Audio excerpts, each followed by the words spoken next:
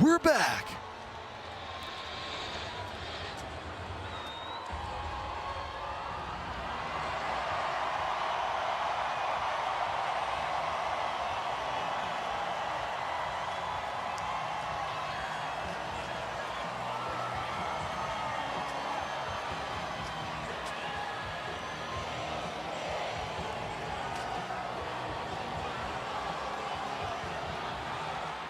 Nick Lane, have a great show. Yeah.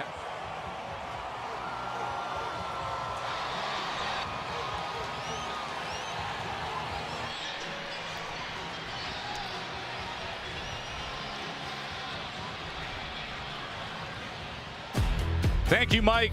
Oh, you know what this is all about.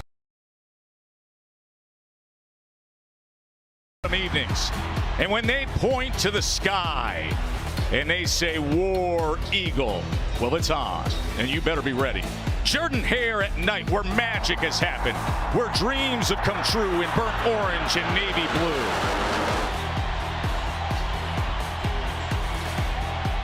And the Auburn Tigers, they took #1 Georgia to the limit here on this field this season.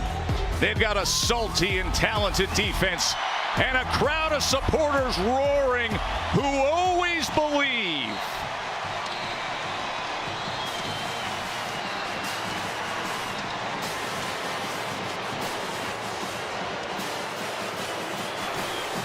Welcome to ESPN College Football Primetime, presented by IHG Hotels and Resorts. Number 13 Ole Miss with a chance to play for it all in the SEC, trying to stay the course for a very special season. But this hurdle to overcome on the road against Auburn.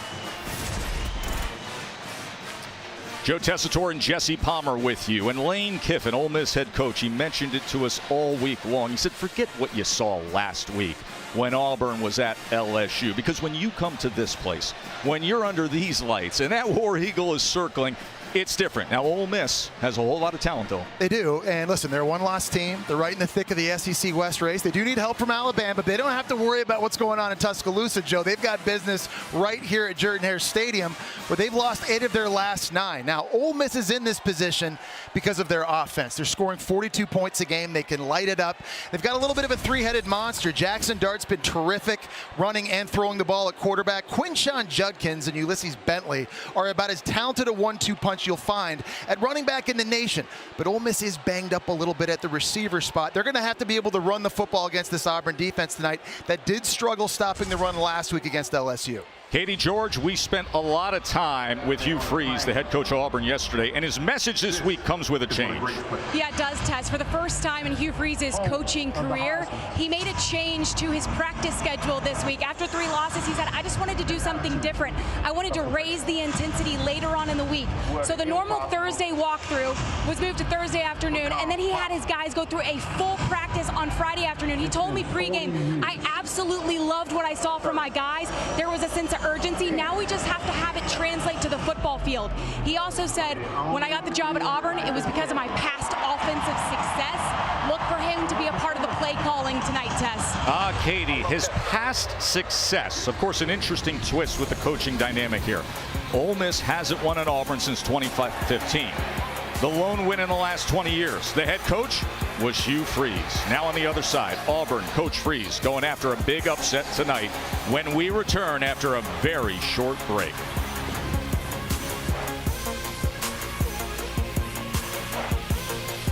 Loveliest village on the plains as you're watching the SEC on ESPN.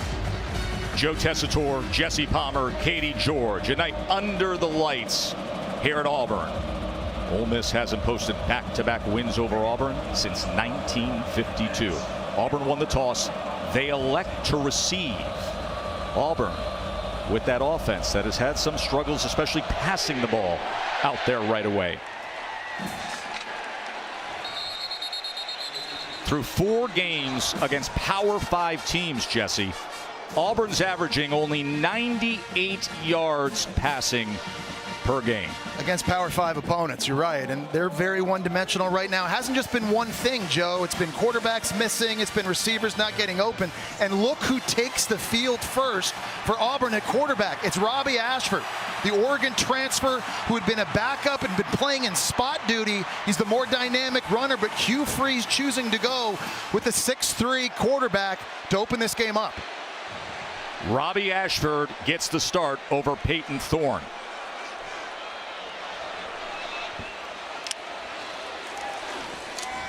And he's going to run it to open up the game, and he's tripped up, immediately tripped up by Prince. I expected him to play more in this game just based on what he did last week against LSU. He moved the offense, running and throwing. He was excellent in the red zone, but throughout the year, Joe, in spot duty, they haven't really let him throw the ball vertically down the field. You just wonder if this is Hugh Freeze here trying to spark the offense, try to finally find balance. And I wonder if they'll take the training wheels off of Ashford and let him throw it a little bit vertically. Loss of 2 on that first play. Ashford is going to dump it down underneath to his running back, Hunter, and he gets out just beyond the 30-yard line. It'll be 3rd down from there. Perkins with the tackle. That's a big completion, though, early in this game for Ashford, because I know it didn't get tons of yards, but it keeps the 3rd down manageable. And this is a place where, for Ashford, his legs really become a factor. If they're throwing and nothing's open, he's got the athleticism and the ability to take off running to go get it.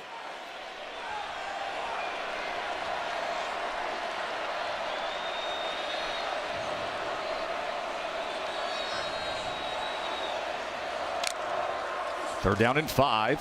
4-man rush, and he gets it complete for a 1st down as he connects with Tyler Fromm. So Robbie Ashford gets the start and moves the chains. Well, it's a nice job by Fromm, just kind of curling up right behind a linebacker who's going to vacate there. That defensive end dropping in zone coverage. It's an easy throw, an easy completion. But again, keeping 3rd downs manageable, Joe, that's going to be huge for this Auburn offense in this game. We know how much they've struggled throwing it. It's a good-looking first drive of the game. Here's Hunter. And Hunter is tackled for a loss, as that was Jean-Baptiste getting in immediately. I think if you're Ole Miss in this game, you feel like if you stop the run, you win the game. And you know that Auburn's going to try to run it between the tackles. They're going to go sideline to sideline. So the speed at linebacker that time by Jean-Baptiste, great job getting the tackle for a loss of 4 yards. 2nd and 14. Ashford pumps, chased, and taken down. Sacked by Perkins, the true freshman. He leads all SEC freshmen now with 4.5 sacks. Well, that time Auburn had a jet sweep coming this way. They had a guard pulling this way, but they had nobody there for 4, who just kind of like throttled down a little bit at the end of the line of scrimmage. When he saw that it was passed, then he took off. This guy is talented, Joe. True freshman. He was the 18th rated overall prospect coming out of high school. He's got tremendous speed and gets his 4th sack of the season. And this is the spot that Auburn does not want to be in for down and distance at all. 3rd and 14. They came in 110th in the nation, 3rd down. Ashford going to try to do it with his legs and nearly split defenders. He's a yard short of the line to gain. And I wonder if Hugh Freeze is going to go here after that big run. You want to be aggressive. He's coming out starting Ashford. I think they're going to go. They're going to try to take advantage of this home crowd and get some momentum here at midfield with a very dynamic runner in Robbie Ashford. 4th down. And keep in mind, Hugh Freeze turned to us yesterday and said, when Ashford's in the game, I will be calling those plays. He's the one who designed the package preseason, understands the vernacular of it, and he's getting back to what he's always done. Hugh Freeze, the head coach, play calling for Robbie Ashford out there as quarterback. And they're going to use a timeout. So we'll take a break, and it's Auburn facing a 4th down when we return. ESPN College Football Primetime is presented by IHG Hotels and Resorts. 18 hotel brands, 1 loyalty program. Download the app. And in part by Burger King. Some of the scenes yesterday from both the bald eagle and the golden eagle that fly high above Jordan-Hare before a home game. Listen, it is still one of the great scenes in American sports, isn't it? It absolutely is. And get some momentum going early.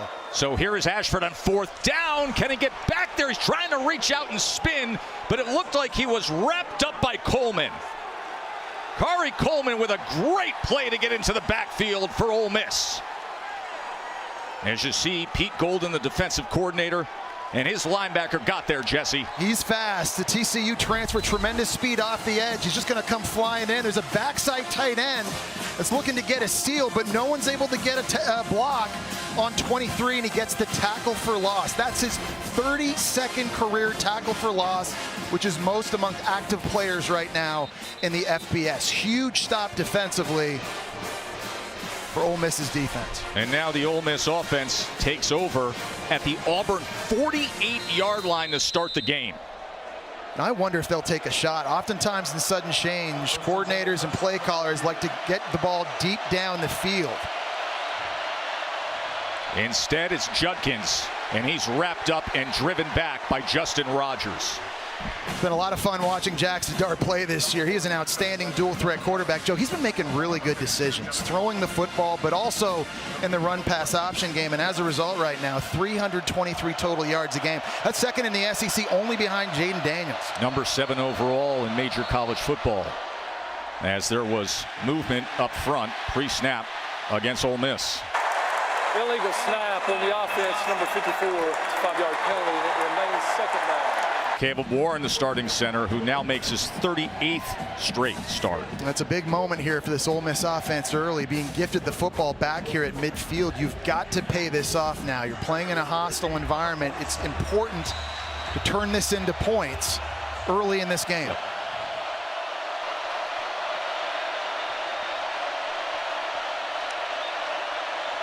Second and 15. Dart being chased. He pumps and then dives ahead. You'll very rarely see Jackson Dart slide. No, he's playing. He's like a linebacker in a quarterback's body. He's always going north-south. He might try to hurdle here, but he doesn't have a lot of wiggle, that's for sure. But he definitely does bring a physicality to the running game, and it's very, very odd to see that at the quarterback position. But you just saw in that last play, Joe, his ability to extend and take off. Third down, he's been great this year doing the same thing.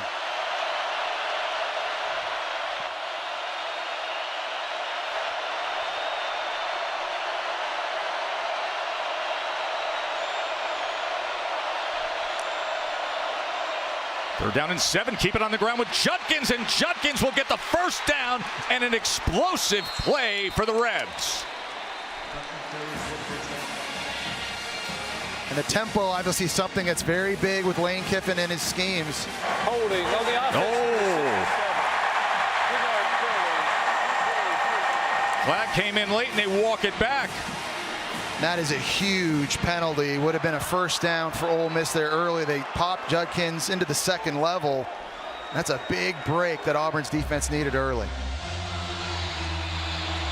And that's the kind of look that Lane gives when you erase a 24-yard run.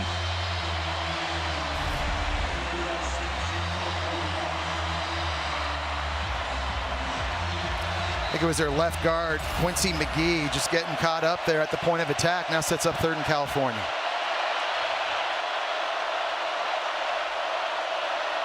Third down and 17. Pressure up the middle against Dart. Downfield he goes. Look for the back shoulder, and a flag comes in as Franklin was covered by Pritchett downfield.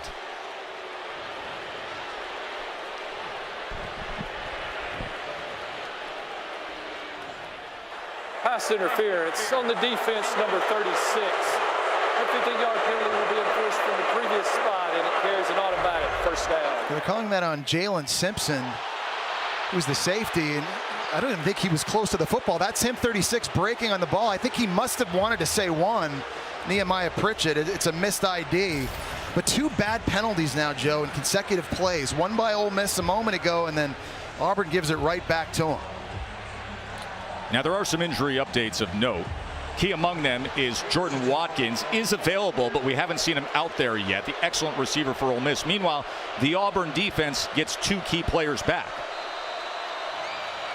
And there is Watkins, who suffered a hand injury during the bye week 11 days ago. We're visiting with him pregame. He said, I want to give it a go. Lane Kiffin felt a little more concerned. They go with the jet motion with Wade, and Wade backs in after a 2-yard gain, but then driven back by Larry Nixon. Well, Joe, the injury to Jordan Watkins is a big one for Ole Miss because he is their best receiver. He's their best deep threat, and he's been their most reliable guy on 3rd down. You see referees checking the hand. That's the cause of the injury suffered during the bye week. 2nd down, pitch to Bentley, had to make a man in the backfield miss, and then wrapped up right at the line of scrimmage. Ron Roberts' defense pursuing immediately against Ulysses Bentley. Getting some penetration up front. That's going to be critical for this front 7 of Auburn. There's Ron Roberts, defensive coordinator. A big hallmark of his throughout his career has been taking the football away. Auburn's been terrific at that this year with 11 turnovers. Something to keep an eye on here in this game. And here's that crowd, Joe. Jordan-Hare at night, 3rd down. 3rd down and 7.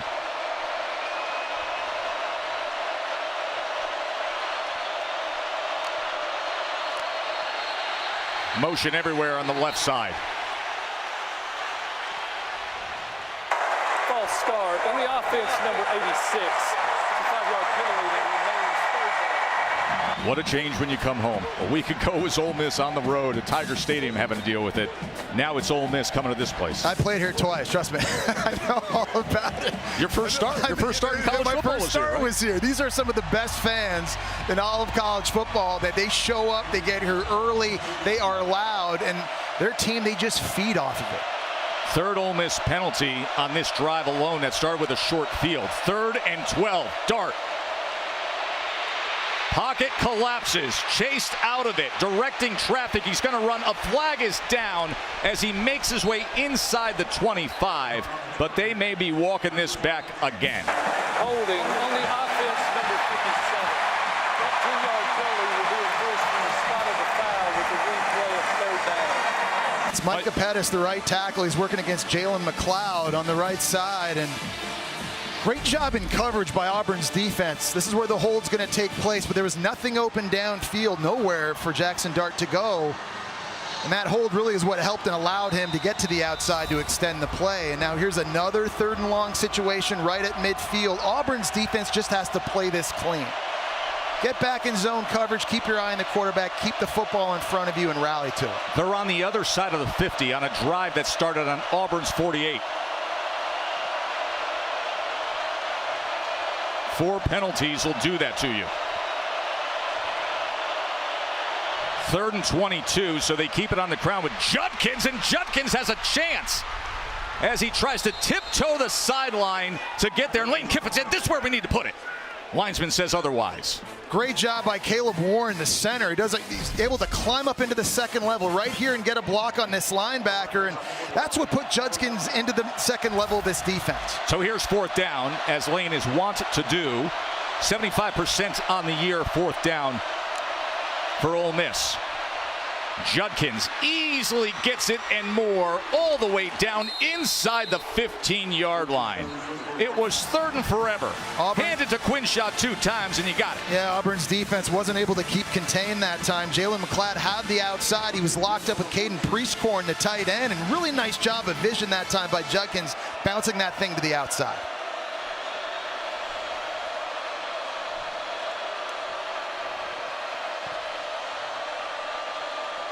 Auburn didn't convert a 4th down. Ole Miss did, and now because of it, the Rebs are sitting right on the doorstep looking to cash in.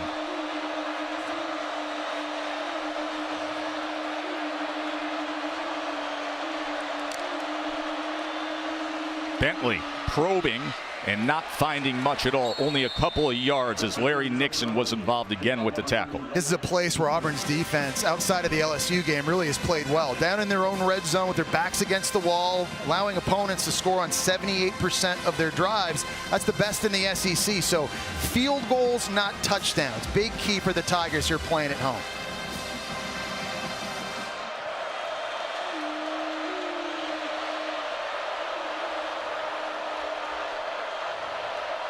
Bentley motions back in, and Dart runs counter to it. But down the line pursuit was Cam Riley.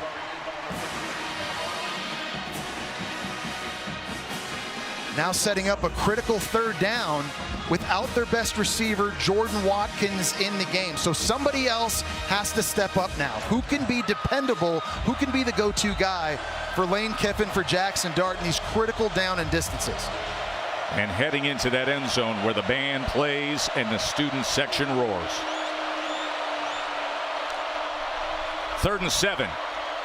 Look at the time Dart has to the end zone. Touchdown, Ole Miss. Franklin secures it.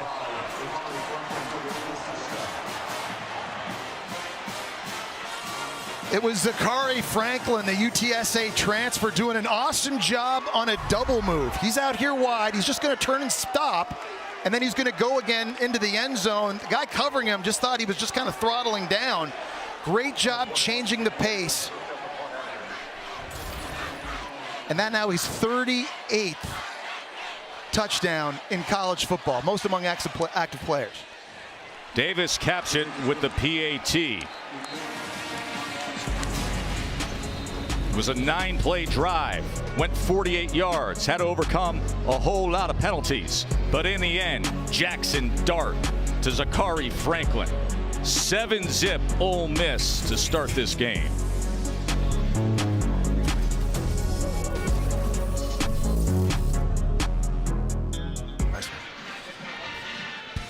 You know, on that 9-play scoring drive by Ole Miss, there was only one pass. It was the touchdown. It was the legs of Quinshon Judkins who did damage, especially the big plays on 3rd down, Katie.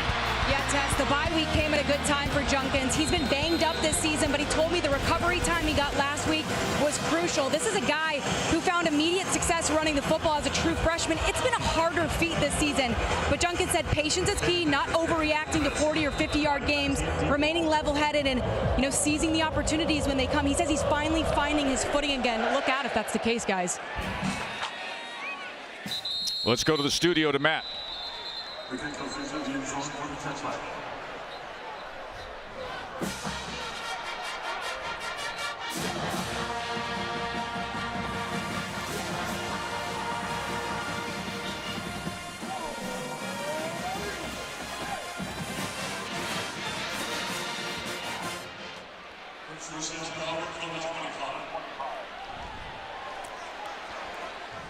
All right, Matt, look forward to that. Drake May with 2 touchdown passes early on. We saw Robbie Ashford start the game, and now Peyton Thorne, who has been the starting quarterback all season long, comes in for the second series.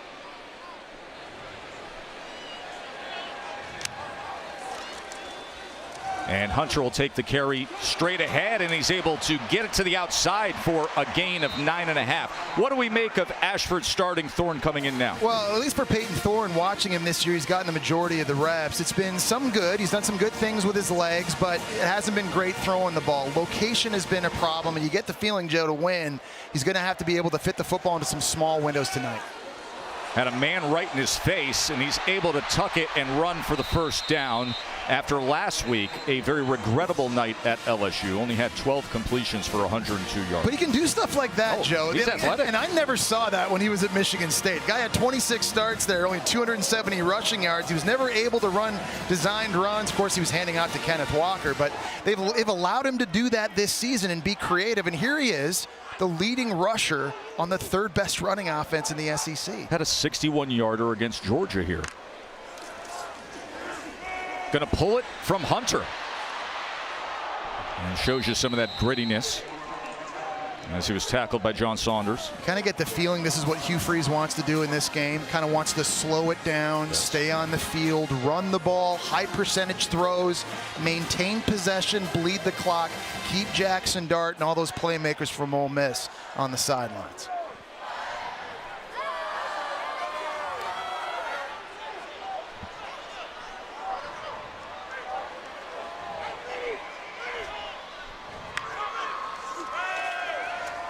Second and 6. Thorne trying to tell Hunter to get out there and block as he just runs back to the line of scrimmage. It'll be 3rd down from there. That's been a big problem. It's part of the reason why they've struggled so much throwing it, Joe. They just don't get guys open. You don't see guys at the receiver position separating very, very much. And I think that's the one big position moving forward for Auburn they have to get better at wide receiver. And certainly that's been a big effort for Hugh Freeze and his coaching staff in recruiting. And Hugh Freeze is very honest in saying we inherited a talent gap against many of the teams we're playing. It is most conspicuous when you see these wide receivers against SEC DBs. We're going to take a short break as there's an Auburn player down.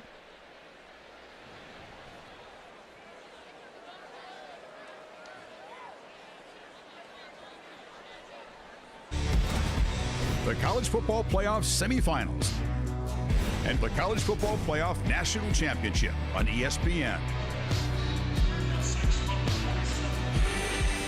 Joe, Jesse, and Katie back with you here as Auburn facing a 3rd and 6. Connor Lewin at center as Avery Jones walked off the field. This is Hunter straight ahead. Jarquez Hunter. Oh, how about it here on the Plains?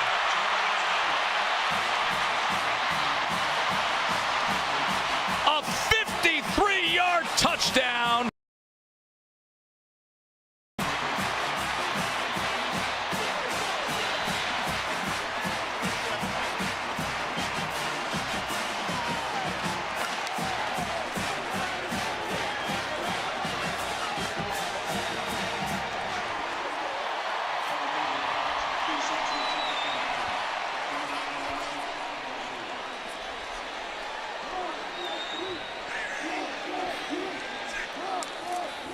All the criticism was about the passing game. Let me tell you something. These Tigers can run the ball, Jesse. Sure can. That is great vision by Jarquez Hunter. Seeing the cutback. This is a zone that's supposed to go right. We're kind of at a distance here. The entire defense moving that way, which allows Hunter to kind of lean back here, cut left, and then you see the speed. He's always been a very physical runner inside the tackles, but one thing he's really worked on this offseason, open field running ability, and he shows you the breakaway speed. This guy's had a tremendous career at Auburn, and they come up with a huge explosive play to recapture some of the momentum here at Jordan-Hare. Speedy freshman backer for Ole Miss Perkins was the backside backer on that, and Hunter just broke that tackle and then hit 5th gear, and this game is tied up 7-7.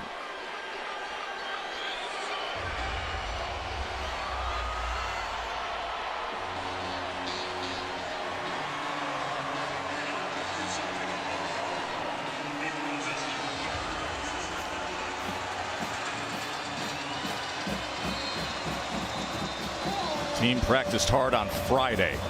First time Hugh Freeze has ever done that in his coaching career. And they blocked like it moments ago, didn't they? Physical team showing off that run game. Lane Kiffin's an elite play caller for Ole Miss, Joe. One of the best things he does, I think, is window dressing. This is back against LSU. This is a bread and butter play they have. They're pulling 2 linemen, misdirection, toss it the other way to Judkins, and they get a nice gain. Very next game against Arkansas here in a 3-by-1 formation, they fake the toss. It sucks up linebackers. You got Trey Harris hiding in the H position on a wheel for a big play. And then later in the same game, going back to a 2-by-2 set, you fake the toss. It draws the linebacker up, and this time it's Watkins in the slot on the smash. So Auburn in this game has to know they're going to see a few wrinkles, a few layers to plays that they've seen all season long from this Ole Miss offense. Just as a note, remember, we are yet to see Watkins in this game tonight as Bentley patiently looks for the hole and then is driven back. He's dealing with a hand injury, the wide receiver, that he suffered during the bye week. And before that bye week, Jesse, Watkins was the 7th leading receiver in the SEC. Well, just a comfort zone between him and Jackson Darton, so other players have to step up. You saw Zachary Franklin do it on the last possession. 2nd and 8. Right into the pocket of Priestcorn. Jackson Dart couldn't have placed it there any better. Priestcorn's out there one-on-one against Eugene Asante on a wheel route, and what a dime by Jackson Dart, just dropping that in the bucket, and a great 100 stab. And then tempo to Bentley, who's wrapped up and tackled for a loss as Falk makes the tackle. Look at this throw, though, to Priestcorn. I mean, he had a guy on a post route, which I thought he was going to throw it open for a touchdown, it looked like. Instead, he goes to the wheel to the tight end. Linebacker's got his head turned. Just look what I found. Great catch by the Memphis transfer tight end.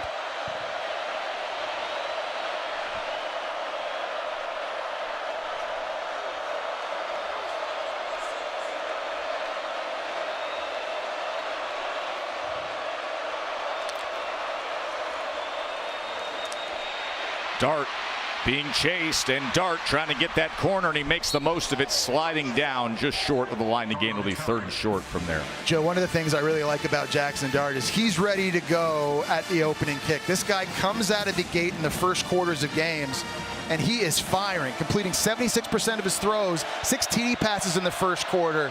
Doesn't take this guy long to get oiled up and ready to roll. They're down in 3. Bentley stacked up. It's going to be 4th down. But be ready for Lane, just looking into that play sheet and keeping things rolling here. Well, he's gone for it 16 times on 4th down heading into this game. This is something he loves to do. It puts a lot of trust in Jackson Dart at quarterback to make the right decisions and run pass options. And the big guy, number 89, J.J. Pegues, who started his career here at Auburn, played tight end, played defensive line, plays D-line for Ole Miss. He's in the game now on offense for an extra big body. You'll see him tight end, top of the screen. 4th and 1. Fakes the short pitch and has it. Jackson Dart breaking free. Touchdown, Rebs.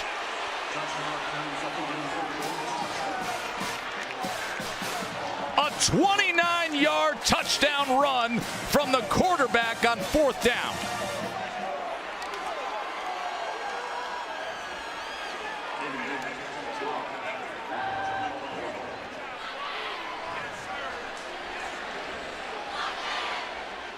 He is a strong runner, and he just showed it there. Downhill, right against the middle of this Auburn defense, as Davis adds the extra point. Well, there's a lot of eye candy and a lot of misdirection in this offense. They're going to fake the pitch this way, and it's going to draw defenders that way. And then Dart's able to just head up right inside the middle. You see the fake jet sweep motion? There's the crease. You're pulling the backside guard and the tight end. We've seen Jackson Dart do this. Remember, 68-yard run he had against Georgia Tech earlier in the season. This guy gets in the second level, man. He is gone. What a beautiful block by Caden Prieskorn. Lane loves that. But as he was able to come through there, his tight end, who had a marvelous catch earlier, sealed things, created that lane. Well, it's big for them, Joe, to be able to get this running game established because of some of the injuries they've had at wide receiver. And already we've seen Quinshad Judkins go off on the first drive. Jackson Dart now doing his part as well. And that young man, Jesse, playing through grief, mourning the loss of his father, Caden Prieskorn. His father passed away a week ago. He's an older player. He's a father himself, about to get married, transfer from Memphis, and he came up big on that last drive.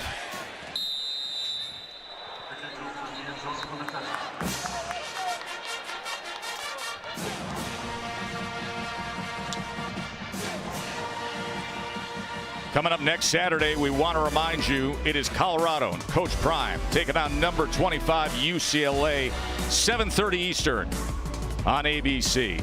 Rose Bowl will be sold out for that UCLA. I like that matchup too, Joe, because a lot of people obviously know about Shedeur Sanders by now at Colorado, but Dante Moore, the true freshman at UCLA, very, very talented dual threat as well. That'll be fun. Guy who was in the midst of so many recruiting battles, the quarterback who started in high school in Detroit, made his way out west. Battie, as he takes it ahead to the 29-yard line. Jackson Dart getting all the accolades on the other side. It was an entertaining first quarter as we get these final seconds coming to an end. Franklin had the touchdown. Hunter busted free for a 53-yarder, and then moments ago, Jackson Dart darting through the middle of that defense. 14-7 Ole Miss at the end of one.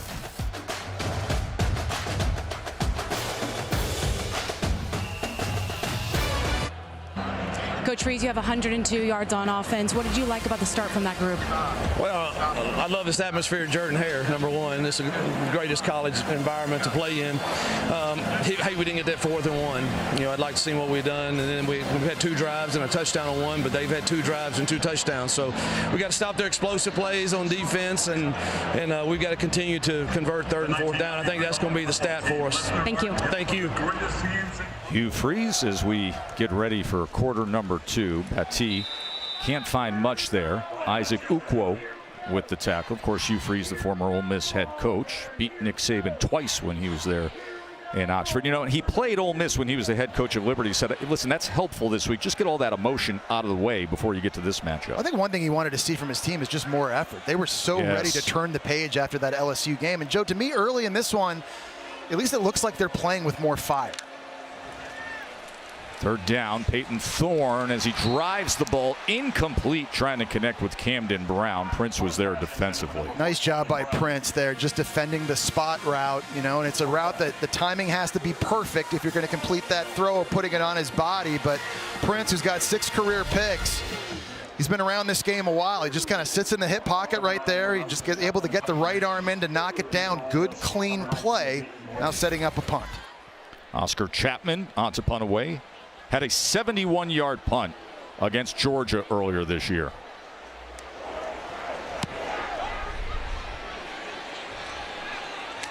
First punt of the game, the fair catch at around the 31. Tomorrow's Sunday NFL Countdown, Tua and Jalen before they square off in Philly. How their bond was formed as teammates at Bama. Bama, of course, with a win today against Tennessee. Big win. And the story of Lamar Jackson, the wedding crasher. That's 10 a.m. Eastern. And then Monday Night Football is the Niners and the Vikings from Minnesota. That's 8 Eastern on ABC and ESPN. And the Mannings will be on E2 this week. Brock Purdy's got a rebound. That offense, right? A little bit banged up now after that loss against that defense from the Cleveland Browns. Interesting to see what they do. There is the Golden Eagle who flew tonight before this game. Selfie with the Eagle's a classic. Gotta get his attention, though. You can't take it until he's looking. Nobody tells the Eagle what to do.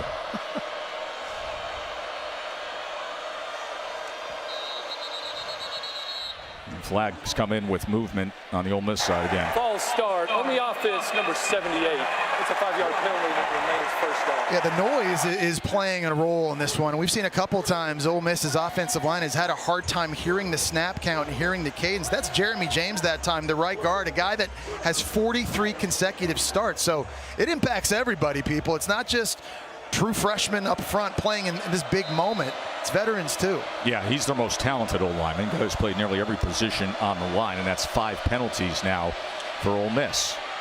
Dart able to get it complete to Wade. Love the timing on the dig route there by Jackson Dart. Taking his steps, there's one hitch, keeps the safety in the middle of the field before driving the ball to Wade. Judkins, you see that extra effort as he pushes the pile right through Marcus Harris, the outstanding defensive tackle, and that's a first down for Ole Miss. And you're pulling your 360-pound right tackle there, Micah Pettis. It's a big part of Lane Kiffin's offense when they run the ball. They're always pulling linemen. It's amazing, though, how many big guys they have that can move up front.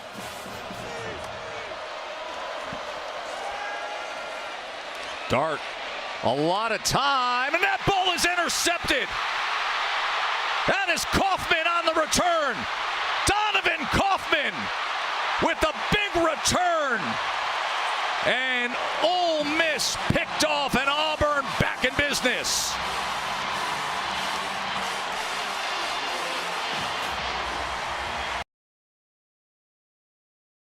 It's just a poor throw by Dart because he's got Franklin in the deep crossing route. This ball just needs to get thrown out in front of him. Instead, it's behind. Tips lead to picks, and it's the Vandy transfer, Donovan Kaufman, coming up with a big takeaway. We talked about it earlier, Joe. This defense has been outstanding all season long, getting turnovers and takeaways. Second in the conference with 11 coming into the game. And another big play now, getting this crowd riled up. And they are in business deep in Ole Miss territory. Because of a 43-yard return by Kaufman. Play good defense, find some turnovers, have the crowd play a role. That's one of the formulas that was talked about this week if they're to have the night they want to have. Robbie Ashford back in the game. And Hunter back doing his thing as he lowers the shoulder against Suntaran Perkins. You know, one of the interesting stories in this game, Joe, is that Ole Miss doesn't turn it over very often, and Auburn's been awesome at taking the football away. That time, a massive, massive play by Kaufman, putting Robbie Ashford, who's now back on the field for Auburn, in great field position. He started the game for the Tigers. 2nd and 4. Hunter, as he is ripped back, just thrown back that time As it was Jeremiah Jean-Baptiste and Jared Ivey combining to make the tackle. And here comes a 3rd and short, Jesse. Yeah, it's a lot to ask for Ole Miss's defense because Auburn's got 5 different guys that have at least 150 rushing yards. It's not just quarterbacks and Peyton Thorne and Ashford, but they've got 3 running backs that can get it done as well. And they're going to need all of it. They're going to need conventional handoffs, QB runs, design scrambles, jet sweeps to get it done on the ground here against Ole Miss. 2 tight ends and 3rd and 2 with Hunter as the featured back. Ashford's going to keep it, and Ashford's inside the 10. Turns the corner, going for that pylon. And he's going to be marked down just short. Well, Kyrie Coleman has to do a better job at linebacker defending the zone read. You're going to crash here, but you've got to get outside and replace that in case Ashford decides to keep the football. You see how he got drawn down inside? Ashford's just too athletic and too fast, and he'll take advantage every time. And now the whistles blow as the officials may take a look at the end of that play. On the field that the runner was short of the goal line. That play is under video review. So they're going to review to see if Ashford was able to get to that goal line, get to that pylon. Let's see. Perfect opportunity for the pylon cam right here. Here he is, working his way out. Oof. Kind of going down. When does the knee or elbow touch? Does the ball touch the pylon before any of his arms or knees go down? I think the right ball hand to the outside of the pylon. The right hand touched the pylon first. Watch the ball, though. If the ball is outside the line,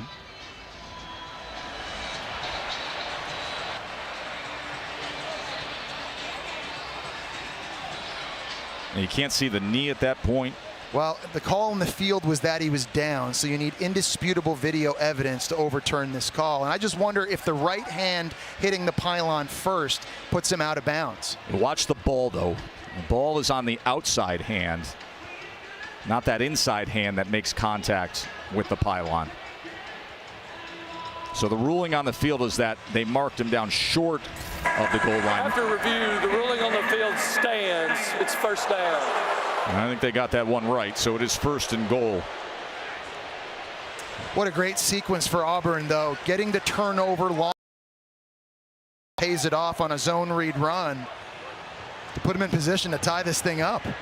Jackson Dart looks on, threw that ball a little bit behind. It was tipped, 43-yard return, and now they switch up the quarterbacks. Peyton Thorne comes in after Robbie Ashford just had recent success, but they go with a jumbo look as well as Muskrat.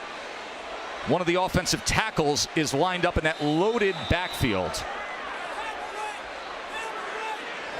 Thorne's going to split out for the Wildcat for Hunter.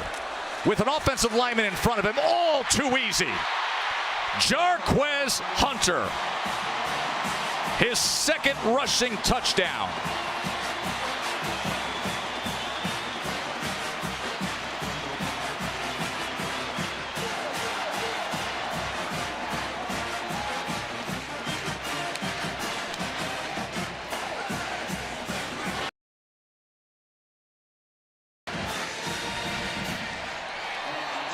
Here's the guy that started it all, Donovan Kaufman. Had the interception and the big return. What did Lane Kiffin warn about when you come down here to Jordan-Hare at night? Don't think about what you saw with this team against LSU. You know they're going to have juice. You know they're going to be ready. And this defense is playing some feisty ball.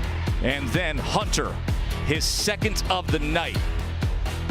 And Robbie Ashford, a lot to celebrate. We're tied up down here at the loveliest village on the plains. ESPN College Football Primetime, presented by IHG Hotels and Resorts. Here at Jordan-Hare, just to the side of Central Campus on Magnolia Ave and Thatch. On a beautiful, and I mean absolute beautiful SEC weekend here in Auburn, Alabama. Let's go to the studio and Matt.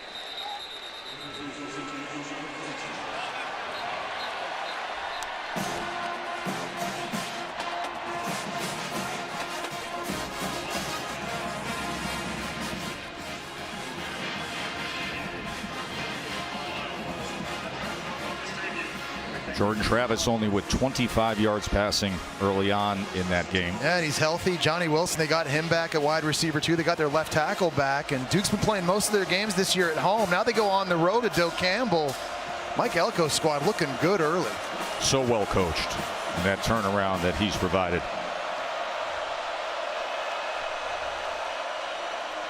Judkins, as he was brought down by Keontae Scott, and Keontae Scott is back, and he is their juice guy defensively. And he's a guy that can cover in the slot. That is a huge get back for Auburn on defense, because when he was out with an ankle injury, there were teams like Texas A&M and Georgia and LSU attacking them in the passing game down the middle of the field. Getting zero back on the field now for Ron Roberts and this defense is massive.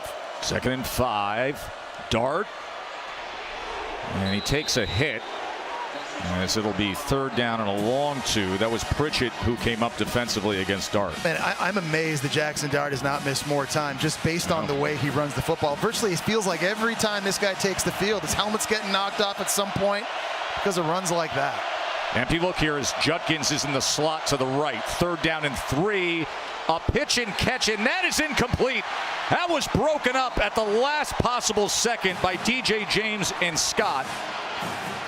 And Scott getting in there as well in the coverage, trying to knock that thing away. It looked like the football made it through, but it was Scott at the last second that was able to get his hand in there on Trey Harris and knock it out. That's the coverage we're talking about. That's what Auburn had been lacking in their last 3 games. But this defense, in their pass defense, in zone coverage and man, is entirely different. Now getting 0 back in the slot. What is this, a punt from Ole Miss? What's going on? Frazier Mazin, a 6'5" punter from Brisbane, Australia. I feel like everybody's got an Australian. Oh, of course, the Pro Kick Academy down there. Take all those Aussie players when they're 25 years old and say, how would you like a ticket to the States? Get yourself a scholarship. Maybe make it to the NFL. And the long line of Aussie specialists at Ole Miss continues. As Coy Moore is driven back inside the 20-yard line, down to the 15, where he attempts the return, but outside the numbers, right near the hash for Mazin. A very good punt of 53 yards.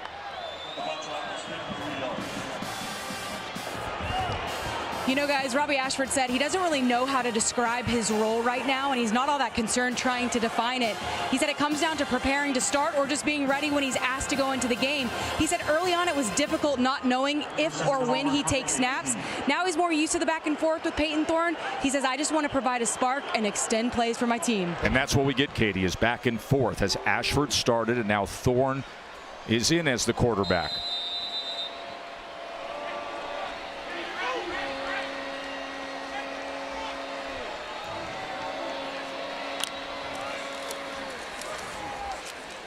He's going to get it to his tight end, Fairweather, and he is chopped down. A good defensive play by Aishim Young. Well, Katie, I can appreciate how Robbie Ashford feels, because during my time at Florida, I split reps with Doug Johnson and Rex Grossman, and it's really important when you play in a system like this that you don't get too hot and too cold. You can't be a rhythm guy.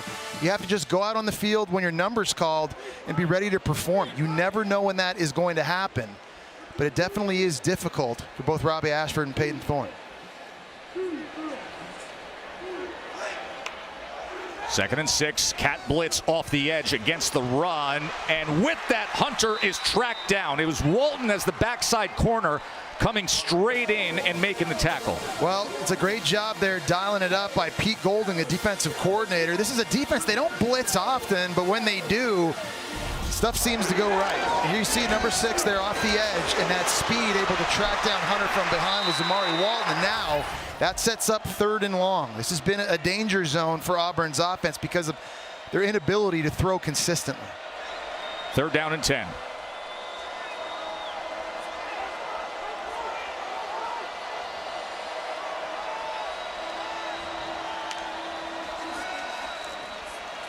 Thorne trying to extend the play, running out of options, and then run down as he went to the sideline, as that was Sistrunk chasing Thorne. It was a nice job by Sistrunk that time. Just watching the quarterback's eyes, he had dropped in the middle of the field and was able to use his speed to go get him. He was the SEC Defensive Player of the Week after a big game against Arkansas their last time out. Forces a punt.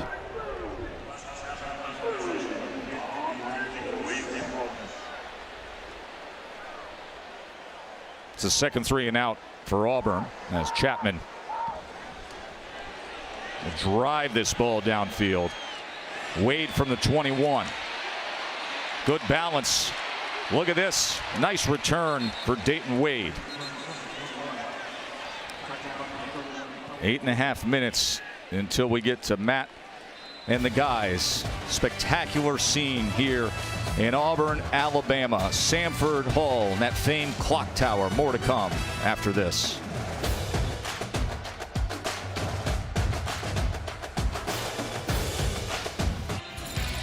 Jesse, you think about Jordan-Hare magic through the years. I mean, literally some of the greatest moments in the sport have happened here. Punt, Bama punt back in '72. They were down late in the Iron Bowl. They win it.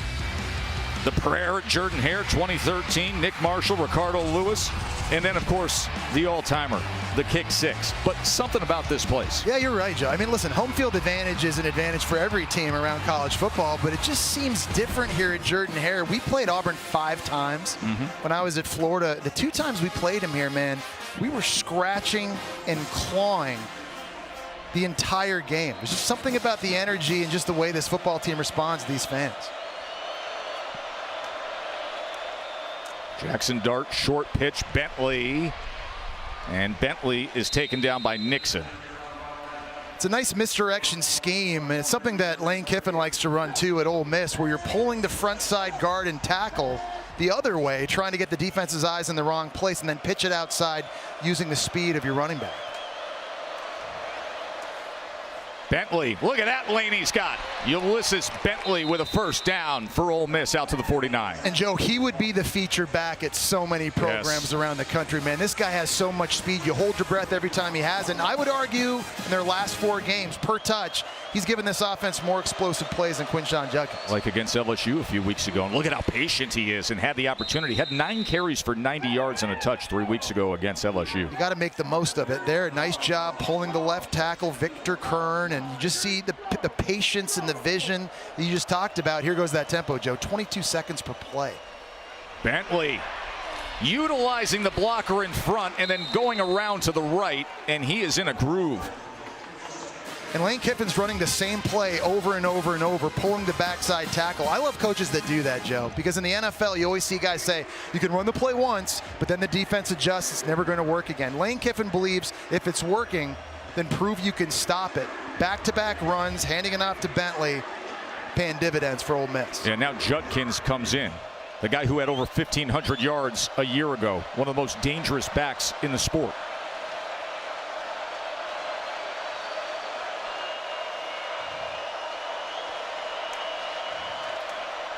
And they'll keep it on the ground. To the other side, Quinshon Judkins goes ahead for 9 yards. The thing I love about this 1-2 punch at running back too is that both guys do the same things well, right? They can both run inside the tackles. They both have speed. So it's not like one guy's the inside guy, one guy's the outside guy, and they're giving away to the defense what's going to happen. They keep you on your toes. 5 rushes make it 6 on this drive.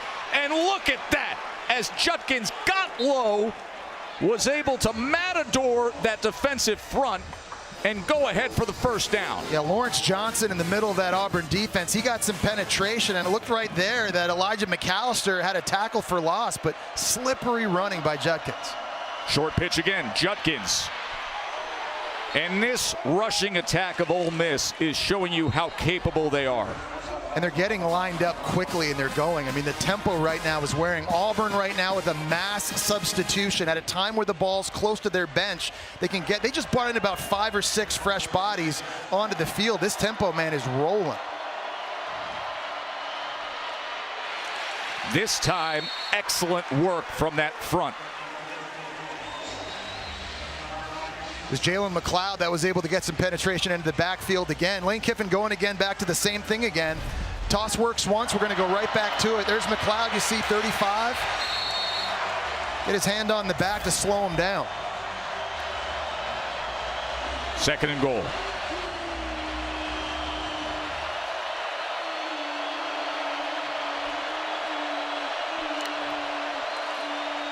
Dart's going to pull it. And he had pressure right in his face. It's Marcus Harris. Yeah, I think he's the best D lineman for Auburn. All season long, he's been living in the opponent's backfield. That time, he was the one that got through and got the hit. Flag is down.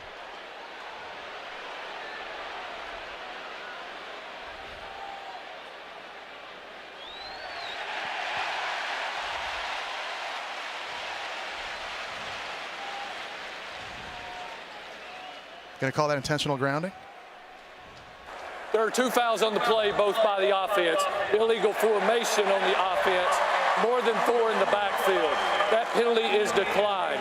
Intentional grounding on the offense, number 2. That penalty is a loss of down at the spot of the foul.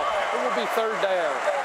Well, it's an illegal formation because Dayton Wade, the split end, is not on the line of scrimmage here. He's got to be up 1 yard, so that's what makes that illegal. And then Jackson Dart was in the pocket when he let go of this football. No intended receiver anywhere near, and that's where you get the intentional ground. This is 2nd and goal. But the ball's at the 20-yard line. Excuse me, 3rd and goal from 20 because of the penalty. This is where Auburn has struggled in these critical 3rd downs. That first drive, right? Pass interference, 3rd and long run to Judkins, 3rd and long. They've got to step up here and make a play. So 3rd and goal from the 20 after the intentional grounding. And this crowd is the loudest it's been all night. Listen to it. And Dart is chased again, has to check down to Bentley. Bentley met at the 11-yard line and then taken down. That was a really nice open field hit by Jalen Simpson against a guy that's very, very elusive in the open field. Nice job by Dart just finding a way somehow to get rid of that out to Bentley. You see Simpson gets the first hit, and then his teammates come in and finish it off. So with the job the defense did to force the intentional grounding, and then the job they just did to pursue Bentley, Caden Davis comes on the field for the attempt. And it is a fire call, and it's a disastrous one, as that ball is picked off by Puckett.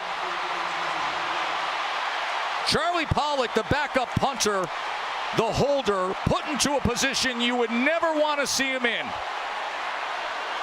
Charlie Pollock was never able to secure this snap, and just in desperation heaved it down the middle of the field, Joe. Pollock misplayed it, had to go with the fire call. And oh boy, was he in hot lava with that. Bobbling, thinking about it, and hoping for anything. 2nd Ole Miss turnover.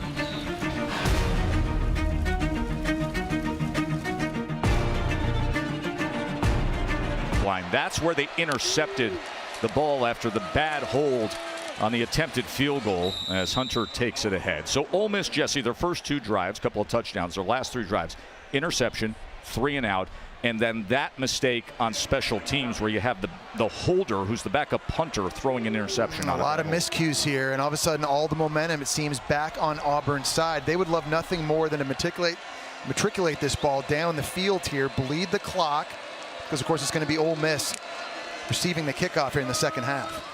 Ashford just dumps it underneath to his tight end Deal. Rumbles ahead, the 260-pounder, and flag comes down at the end of the play.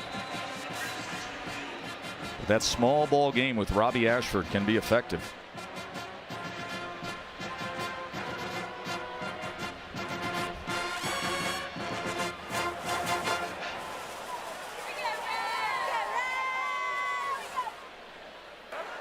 Pass interference on the offense, number 87. That penalty will be enforced half the distance to the goal from the previous spot with a replay of 2nd down. It's Brandon Frazier, the tight end there, getting called. He's coming off a career day against LSU. He caught his first career touchdown, had a 39-yard reception. But, you know, this small ball game with the zone read and guys in flats, you got to be careful that you don't got guys blocking too early downfield. When the ball crosses the line of scrimmage in the air, that's a penalty.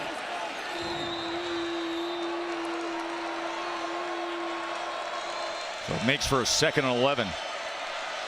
Ball at the 4-yard line. Ashford from his own end zone.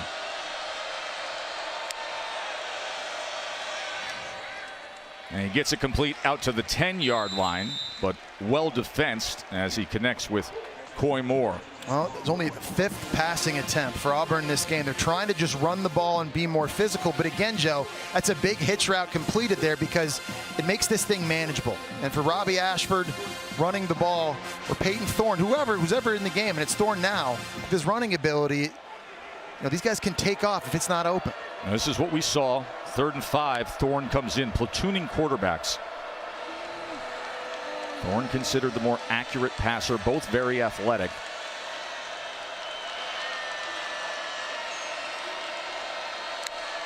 Third down and 5. Hunter. He is tackled for a loss. That was Jeremiah Jean-Baptiste with an outstanding play for Ole Miss. And it was a perfect play call by Pete Golding, the defensive coordinator for Ole Miss, because he brought the corner blitz from the boundary. Zamari Walton blows this up right here. They're running it into the boundary. You're going to see him just come screaming down the line. He's able to hit the left tackle, disengage, doesn't make the play. Jeremiah Jean-Baptiste is able to do it. And a timeout is going to be used by Ole Miss with 2.5 to play. A 14-14 game. And listen, visiting with the coaches down here at Auburn, they just wanted to put last week against LSU in the rearview mirror and really come out and say, hey, we have higher expectations when it comes to effort, and that is what you have seen tonight. Yeah, they were very anxious and eager to turn the page from that and get back out here for another opportunity, come out, play with effort, and compete in front of this crowd, and we've seen it. Right now, it feels to me, Joe, which team can run the ball the best. Both right now doing a pretty good job, but this game feels like it's going right down to the wire. Oh, that's a muff! And it's a fight for the ball. Dayton Wade may have jumped on it again, but it is going to be all-out wrestling to see who comes up with it. A big boot from Oscar Chapman. As Ole Miss, and a flag is down back at the 35-yard line. Ole Miss and Dayton Wade was able to dive back and get that after muffing the punt from Chapman. Well, there's another impact of not having Jordan Watkins at receiver in this game because he's their primary punt returner. So now you've got other guys having to do the job, and they're struggling. Holding on the receiving team, number 13. That 10-yard penalty will be enforced from the end of the kick. First down. See Dayton Wade here trying to wave this thing off with a fair catch. Just can't locate it and find it. Very, very lucky Kayan Lee didn't jump on that. The true freshman for Auburn.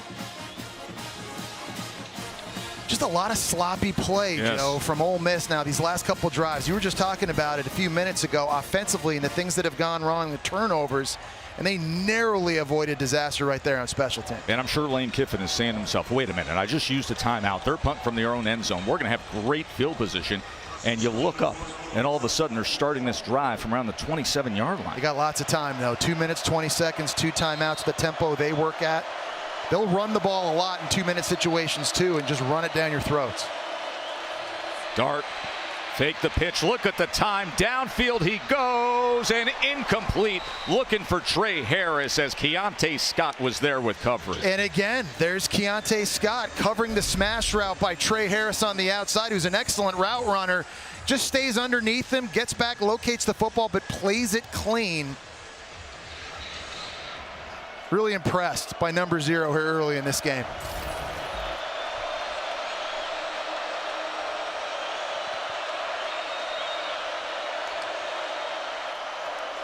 Dart wide open is Priestcorn, and Priestcorn takes it past midfield. Nobody covering the tight end. Well, it's a great job of Dart knowing he's hot. They're going to bring Scott here. They're going to bring the linebacker. So you got to throw from where the blitz comes from, and that's Priestcorn right there curling up. 27 yards on the reception. Ole Miss, big opportunity here before halftime. Dart tripped up. It was Marcus Harris simply driving back the offensive line right into Jackson Dart. Talked about how good he's been this year. Plays with such tremendous leverage. He's only 295 pounds, but he's very, very low to the ground, right in the middle against Quincy McGee at the left guard, just pushing him back into the QB.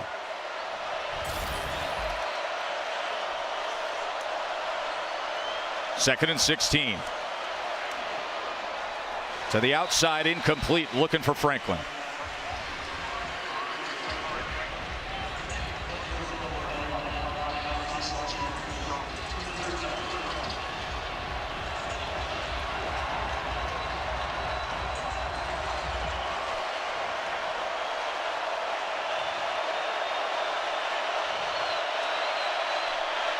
3rd and 16.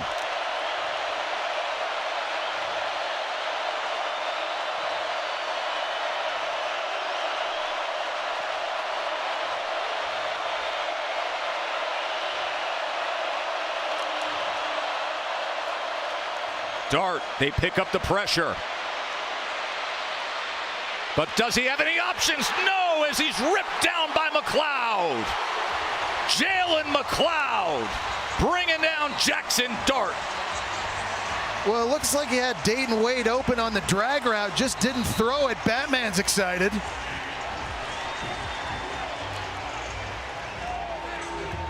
Big play by McLeod.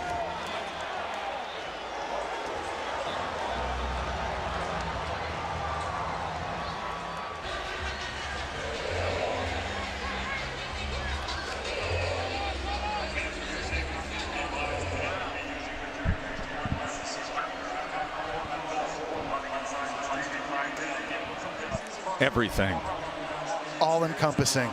In caps. Ooh. That's off to the side, nearly into the hedges. Going back on that critical 3rd down a moment ago, Jalen McLeod makes a great play for Auburn up front. They're going to try and hit Wade on a drag route, and they've got pre-scoring, and they've got receivers down trying to block it. Watch the defensive end, though, drop out and take the throw away early. This has to get to him now, but because he's standing there in zone coverage, reading the quarterback, Dart wasn't able to get it to him as early as he wanted to. And even if he had thrown that football, there would have been a penalty for illegal blocking downfield. So Jalen McLeod has had a big game here so far, Joe. Not just getting pressure on the quarterback, but also doing a nice job in coverage. That was a 10-yard punt by Ole Miss. A 10-yard punt. So think about the special teams, the last 2 outings for Ole Miss. You got the bad hold where you throw an interception, and now a 10-yard punt. Mixing a muff that they had to recover. Robbie Ashford now with a minute to go before the half. It's going to take a shot downfield. Coverage is downfield. Throws it right into coverage, and it is intercepted. That was John Saunders just sitting back there in center field saying, "Thank you, Robbie." Yeah, that ball floated and hung for a long time. It was not a pretty spiral coming out of Robbie Ashford's hand. And that allowed Saunders to get over. He's a guy that played cornerback back in the day at Miami of Ohio. They were trying to go to Javarius Johnson on the post. But a big turnover for Ole Miss's defense after a bad punt, Joe. Nice job in sudden change situation for Ole Miss.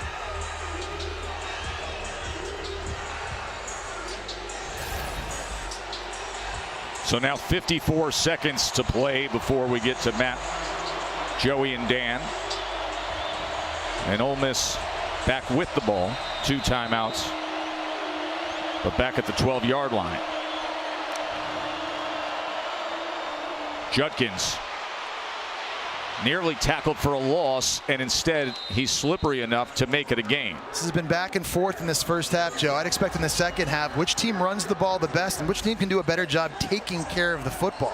We've seen some critical turnovers here in opportune times for both of these teams. They're going to have to settle down, but just like last year's matchup, who can be the more physical at the point of attack running it, I think, is going to determine who wins this game.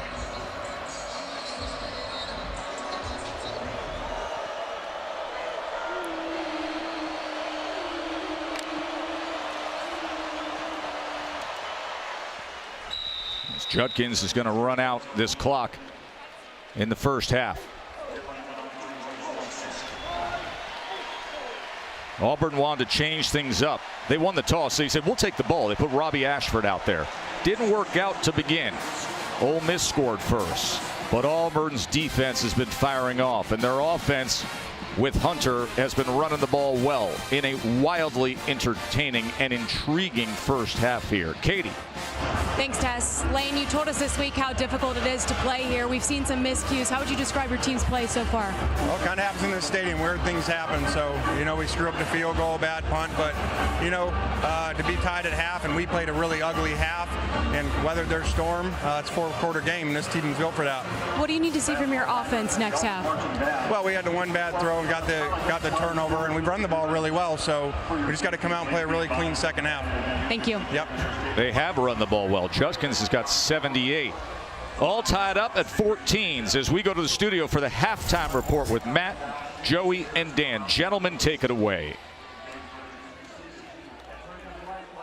Fun night here as ESPN College Football Primetime is presented by IHG Hotels and Resorts. The bright lights of Jordan-Hare, 14-14, number 13 team in the country being tested tonight. Jackson Dart has a touchdown pass, a touchdown run for the Rebels. Jarquez Hunter has 2 touchdown runs for Auburn. Had a 53-yard run in that first half.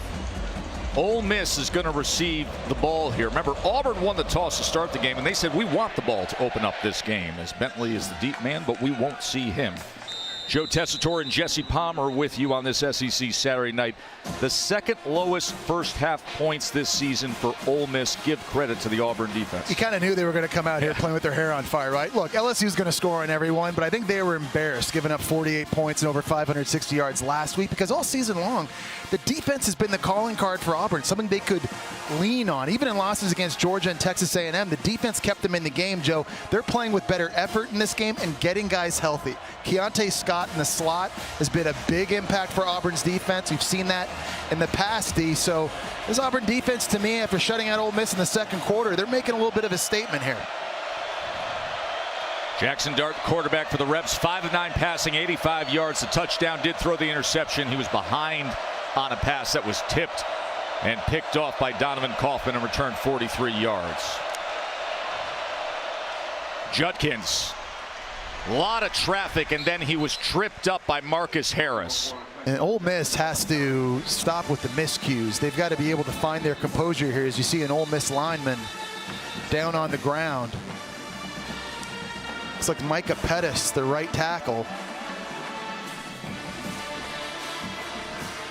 The guy that can't afford to lose, but it's been a bunch of stuff going wrong for Lane Kiffin and Ole Miss. Offensively, they threw a big interception early, and a guy that was wide open on the deep crossing route. That ball got thrown behind Franklin and picked off, and a big return. You saw the muffed field goal snap. They also muffed a punt return that they were lucky to fall on right here. Defensively, they gave up a lot of big plays in that first half as well, and they had 7 penalties.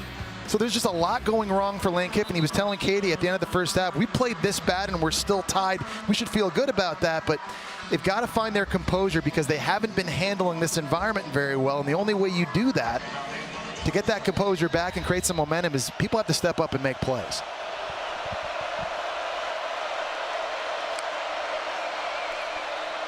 Dart on 2nd and 8. Great job with protection, and it gives him the ability to drive the ball to Trey Harris.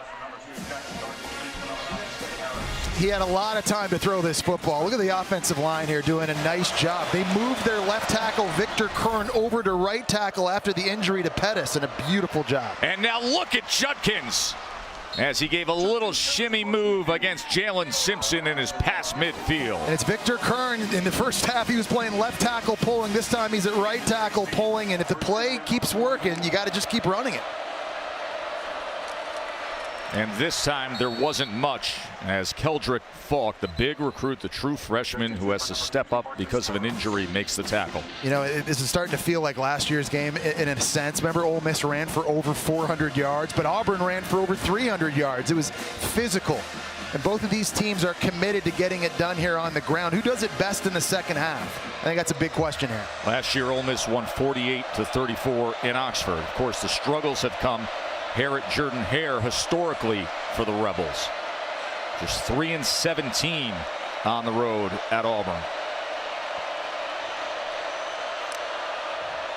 2nd and 9.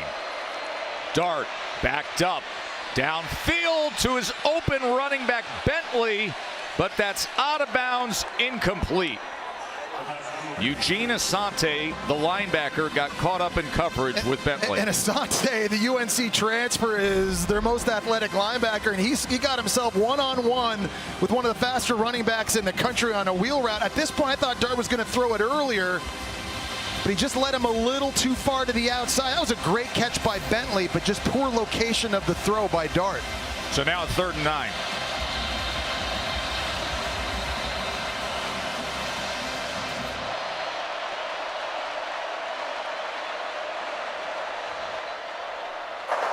The ruling on the field is an incomplete pass. That play is under video review.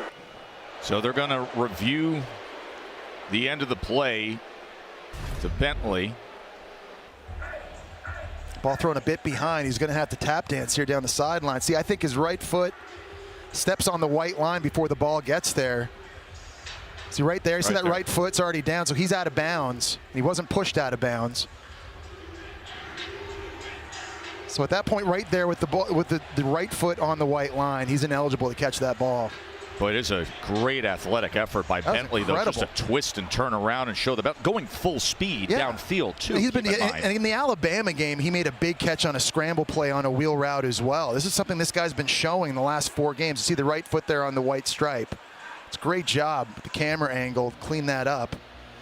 Ruling on the field was an incompletion, so you need indisputable video evidence to overturn this. I think it's pretty clear, though, that he steps out of bounds before that ball gets to him. That is a great effort making the catch. Well, it's been nothing but a great effort from Bentley over the course of this entire year. Young man who, you know, had success at SMU, transferred, was hurt last year, but just kept working hard. Meanwhile, Quinshon Judkins comes in as a superstar freshman. How about that? Last year had the second best freshman year in SEC history after Herschel Walker, but I'll tell you, Bentley's earned his touches too. Didn't get a lot of opportunities early in the season, but when he did, he made them count, and so they've had no choice but to give number 24 more looks. And he almost made it. He made an unbelievable play right there that they're reviewing.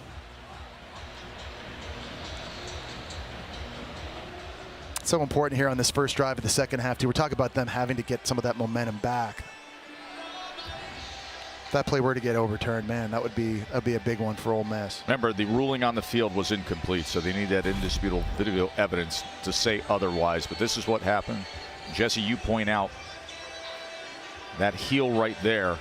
That's from the pylon cam. As we get the zoom, and there it is. After video review, the receiver stepped out of bounds prior to touching the ball. That way, therefore, it is illegal touching, which is a loss of down at the previous spot. It is 3rd down.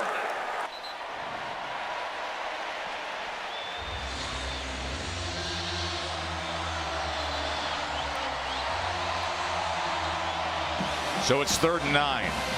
And you know the way it's been with this crowd at this place, with the band and the home fans.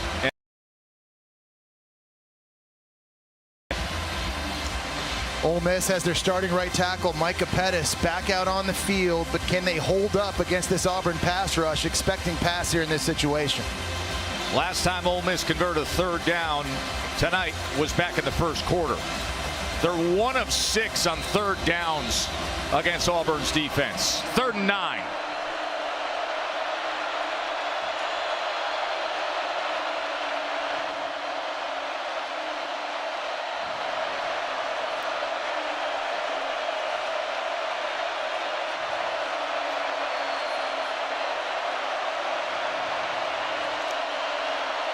Here comes the pressure.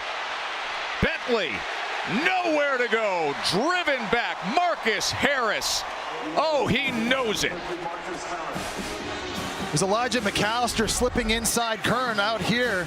Kern's trying to work up to the DB, but he doesn't take care of the body right in front of him. And it's the penetration that forces Bentley to go further outside before cutting back. And there's the pursuit by Auburn's defense that is playing so much better here since that game against LSU.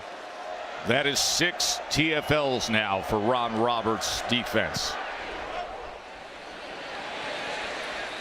Mazen, flag comes down as he backspins this inside the 10-yard line.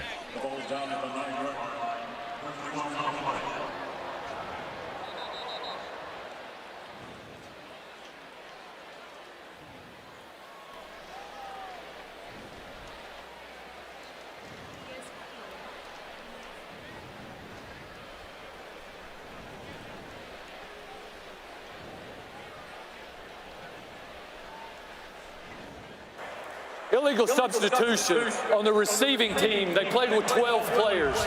That 5-yard penalty will be enforced from the previous spot with the replay of 4th down. It was 4th and 10.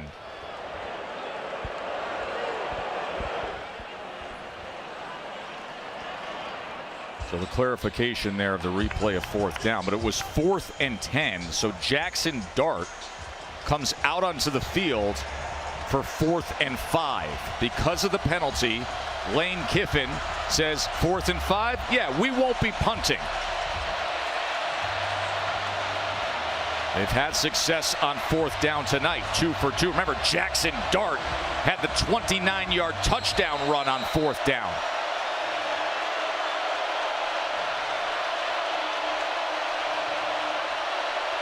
Second chance for Ole Miss.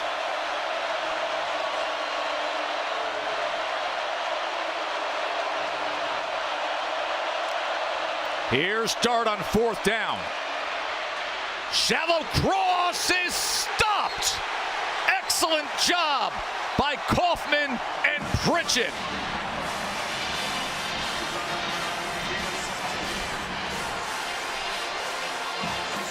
Well, Kaufman was hunting up the inside route. He had his eyes in the right place, and he located the drag. He's looking this way, and once he sees the drag, he knows to just beat on it right here. Comes downhill, Pritchett on the outside. Both guys playing with perfect leverage and getting a gang tackle short of the sticks on Franklin.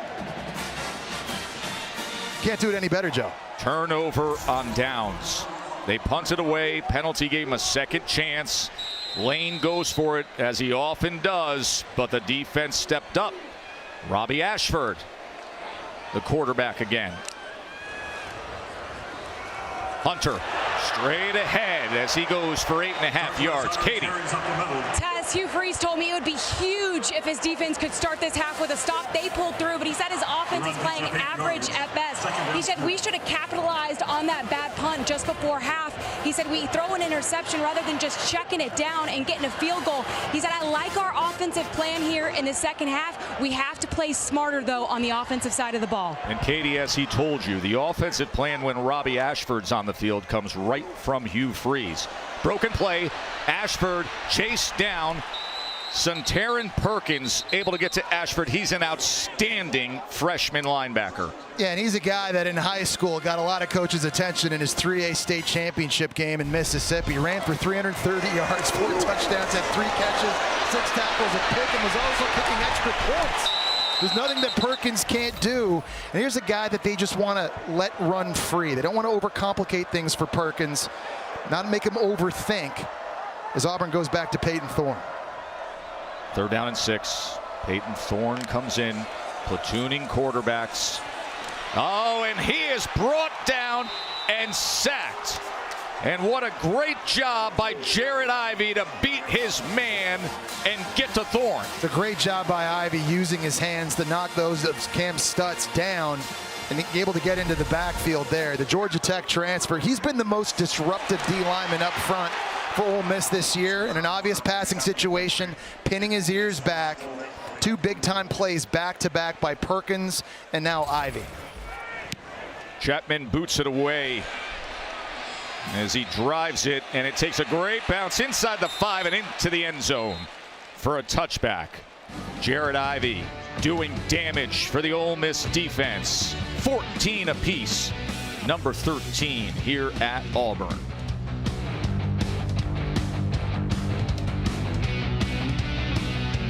ESPN Jesse on Tuesday night. Leafs, Caps, Bruins, Blackhawks, Flyers, and Golden Knights. All 32 teams will be in action Tuesday night. You grew up a Leafs fan? I kind of triple dipped, actually. I was Leafs, Senators, and Habs, which would be like saying you're an Alabama, Auburn, and LSU fan. You can't do that. You can't do that, no. The original 6, though, matchup there, Chicago-Boston, I'm down with that.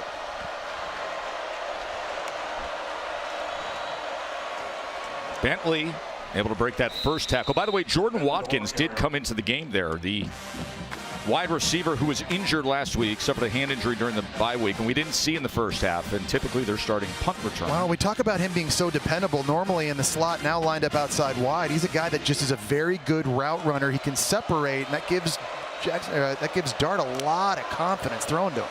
2nd and 5. Bentley, can he bounce this? No. A flag comes down as he was taken down by Austin Keys, who they're very happy to have back. Transfer from Ole Miss, who broke his hand earlier this year and now is cleared to play. And Ulysses Bentley is slow to get up at the end of this play. And he just took a seat on the turf. Wow. He's one of the biggest home run hitters, if not the best, that they have with his speed. Both running and catching the football. Not a guy Ole Miss can afford to lose at this juncture of the game when they have to be able to run the ball to win this one. Holding on the offense, number 57. That penalty is declined. It will be third down. So the medical staff is out to see Ulysses Bentley, who, in terms of splitting the carries to this point, Judkins with 14 carries and Bentley with 11. And now he's able to make his way off the field. It's a great sign.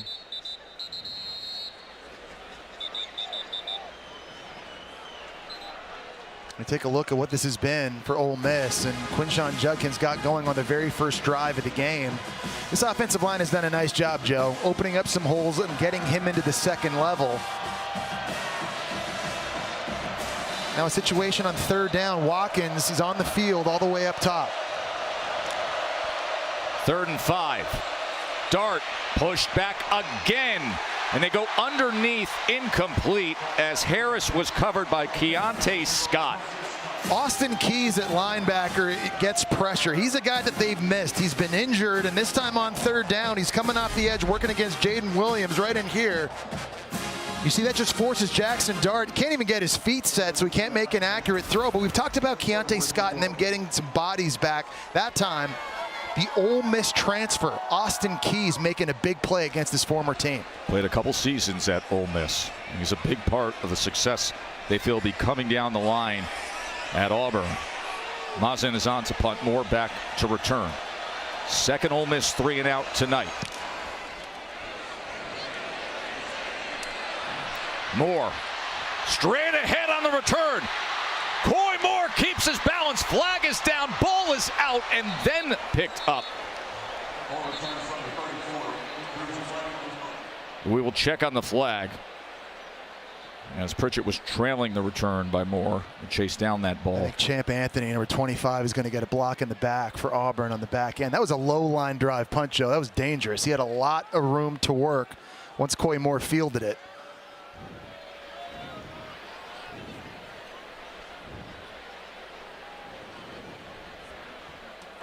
During the return, illegal block in the back on the receiving team, number 25. That 10-yard penalty will be enforced from the spot of the foul. First down. You see it's coming from the left side of your screen. There's Champ Anthony, just a little bump right there, and that's all it took. Auburn with the ball when we come back, all tied up against the number 13 team in the country.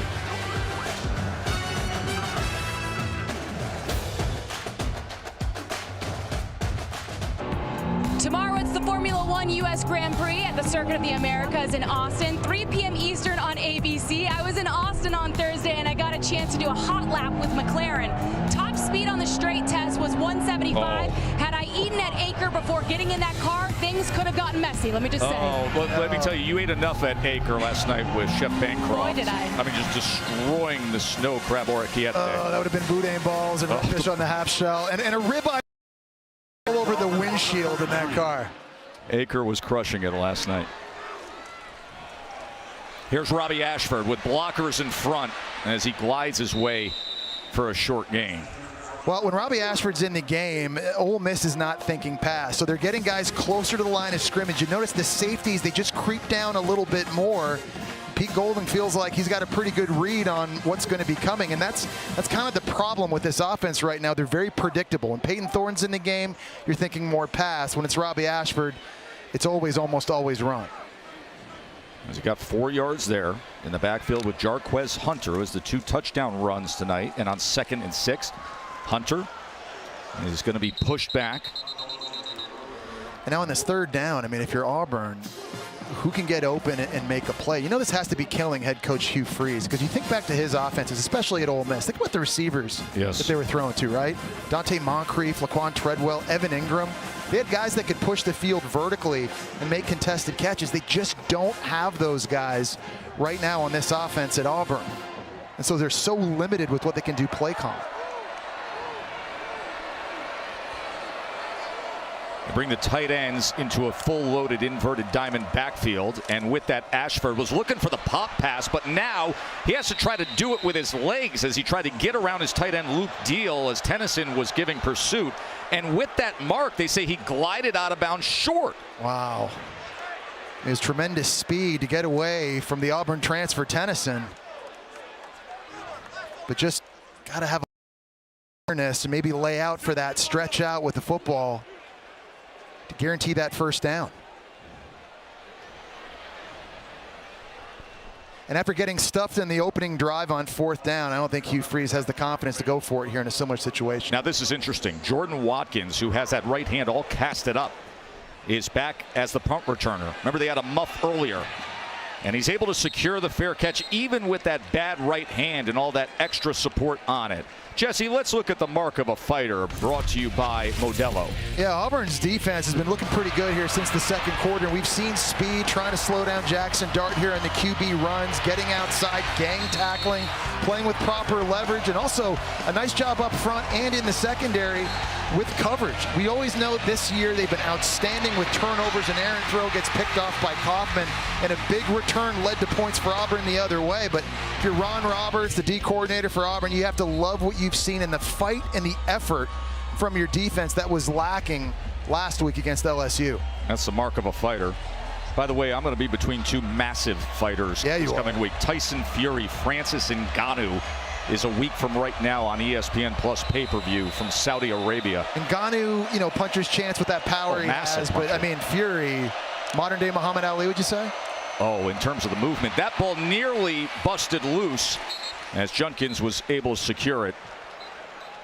They do a lot of these tosses out wide, and that pitch really has to be on the body of the running back. That time it got a little bit too far out in front of Judkins, and that took a very, very fortunate bounce for Ole Miss. It's the football and the shape, that could have bounced a number of different ways. Instead, it's a 2nd and 8. Harmless after 2 yards from Judkins. Watkins remains in. Didn't see him in the first half. Now he's top of the screen. Senior productive receiver. Judkins, nothing there. It's going to be 3rd and long for the Rebs. Yeah, I'm impressed up front with Auburn. Justin Rogers at 350 pounds, the Kentucky transfer. He is just eating guys, and he's taking on double teams and winning. And you were mentioning earlier all the tackles for loss this Auburn defense has, Joe. They're just winning at the point of attack. We talked about who could run the ball best here in the second half. Auburn defensively has been physical. 7 TFLs by the Auburn defense tonight. 3rd and 8.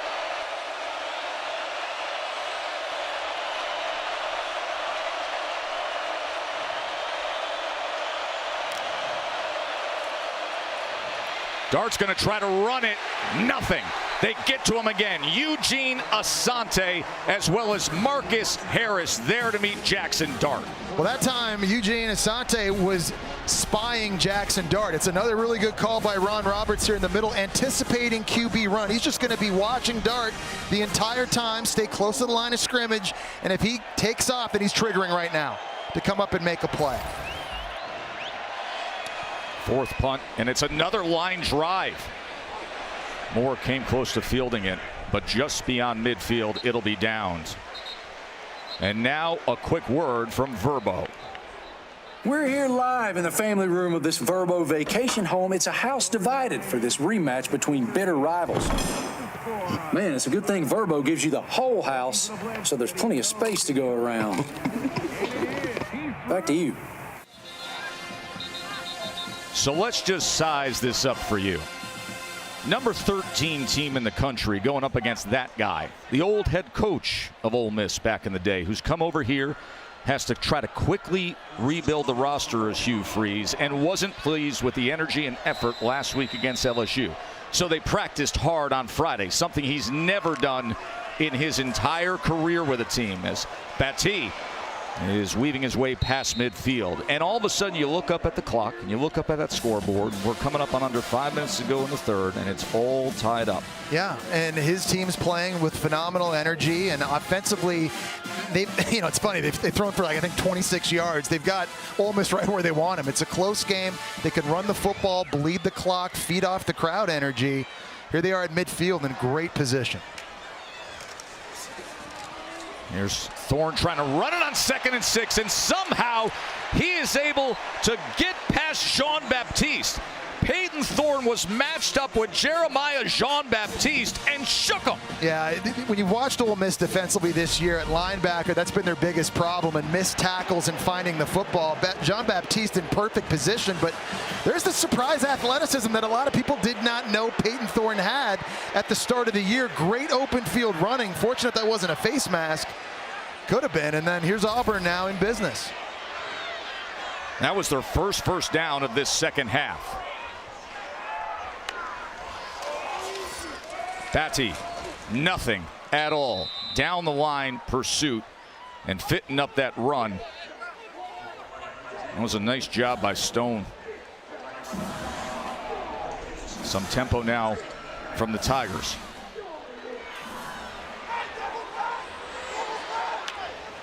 Second and 10. This could be a double pass, but instead torn down. That was Holden Gariner, the third-string quarterback who snuck into the game, and Dejon Anthony was all over it. Well, they were trying to sneak Jeremiah Cobb, the true freshman running back, out of the backfield downfield, but Jean-Baptiste was ready for it. He kind of gets run into there, but that's not pass interference defensively. He's entitled to be in that space, and Cobb runs right into him. You see right there. And as a result, Gariner has to hold the football, and it's a huge tackle for loss. 3rd and 19. And this Ole Miss defense responds very well. Good play by Ukwo. Yeah, the way they're flying around right now, this is like the old Land Shark defense we used to see back in the day, with tremendous effort. Pete Golden, who of course spent 4 years with Nick Saban at Bama, defensive coordinator for Lane Kiffin. It was a tremendous effort by his squad as Chapman back on to punt. Jordan Watkins gave it a go. Tested that right hand in warm-ups. Flag is down as it leaks inside the 5 and into the end zone.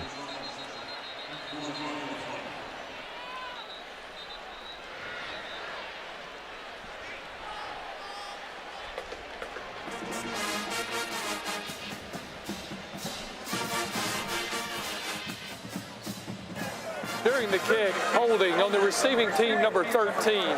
That penalty will be enforced 10 yards from the touchback spot. First down. That is where Ole Miss will take over. Closing moments of the third quarter, tied up here on the Plains.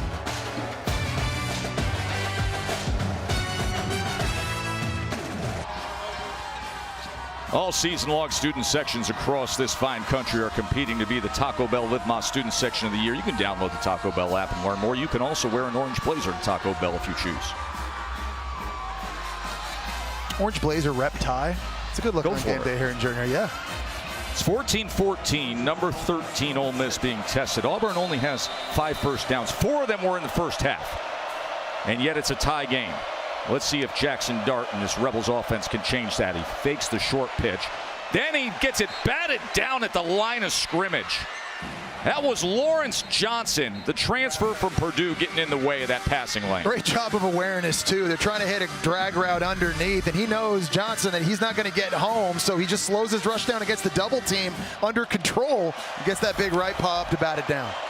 2nd and 10. Judkins able to turn the corner and then ridden out. It'll be 3rd and about 4 after that play, as it was Cam Riley who was able to get to him. And it gives Auburn an opportunity to substitute. They bring Austin Keys back on the field, the Ole Miss transfer, to get their best pass rushers here in a 3rd down situation.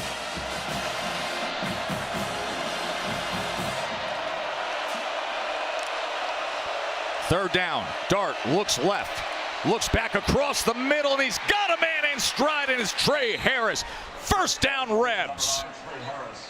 It's a great job with the eyes of Jackson Dart, working one way to keep Jalen Simpson, number 36, the free safety, out to the other side of the field, opening up a space to throw the skinny post.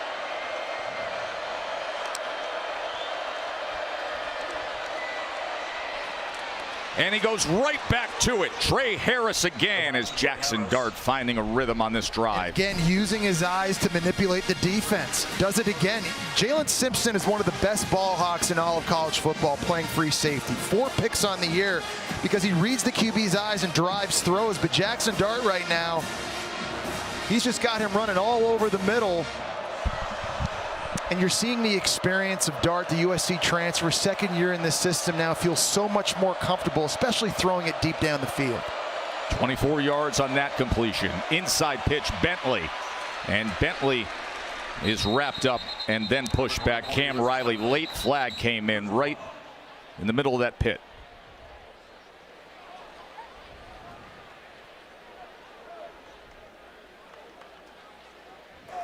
Personal foul, face mask on the defense number 6. That penalty will be, of course, half the distance to the goal from the end of the run, and it carries an automatic first down.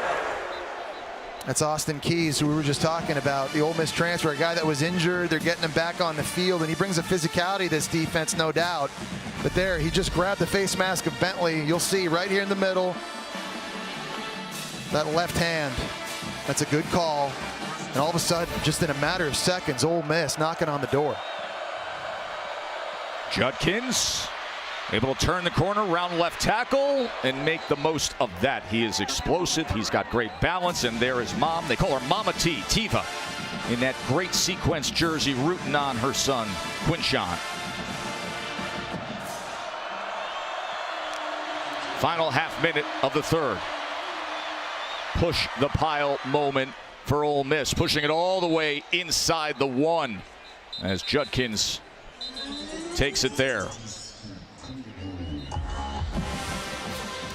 Judkins is unique in the sense that he's got speed outside to bounce it if he wants, but he's very, very patient. Is so good between the tackles as well. Plays with really good pad level, gets low to the ground, can push the pile and find a lot of hidden yards. Not a lot this guy can't do. Second and goal. Dart gonna try to do it himself, and he does. Well, hotty toddy, they take the lead. Jackson Dart, as his family says, attaboy. He just went home for a hunting trip, and he's been running the ball tough here at Auburn. A 90-yard drive capped by this. Well, it's an RPO for Dayton Wade on the swing, and if Jackson Dart's not going to throw that outside, he's got a backside guard pulling, and really that becomes QB power. So good decision there by Jackson Dart, scoring the touchdown. Davis with the extra point. He went 8 plays in 2 minutes and 32 seconds to close out the third quarter and to take a touchdown lead. Number 13 Ole Miss on top.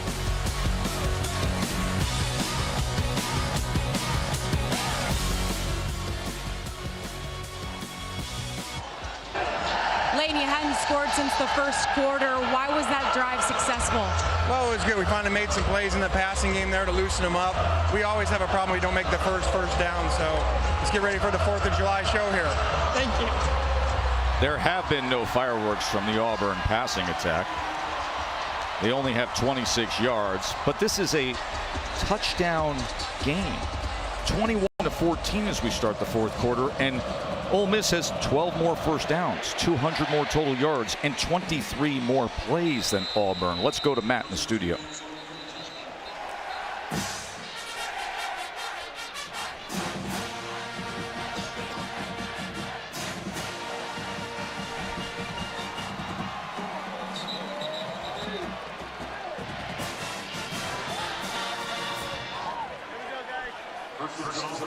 Oh, that is a great stab in that BYU game. Auburn could use a stab like that at some point in the passing game here as well. 3 games with fewer than 100 passing yards. Here's the crazy thing. They've only got 26 tonight, but because it's only a 7-point game, they don't have to deviate from the game plan. They can keep trying to run it, trusting Ashford, Hunter, Battie, Thorne to get it done. They only have 6 pass attempts in the entire night. Hunter goes ahead for 2 yards. The third quarter, Jesse, a 3-and-out punt, 3-and-out punt, 5 plays and punt. Well, and this Ole Miss defense this year is built to stop the run. Bringing over Pete Golden from Alabama as the D coordinator, I think was good from a scheme standpoint because they went from a 3-2-6 to a 3-4. So you've got 2 extra linebackers on the field. They play with 3 safeties, and it's helped them out against the run. They held Bama to less than 3 yards a carry, Arkansas to just 36 yards rushing in that game, and they've got to be big here in the fourth quarter.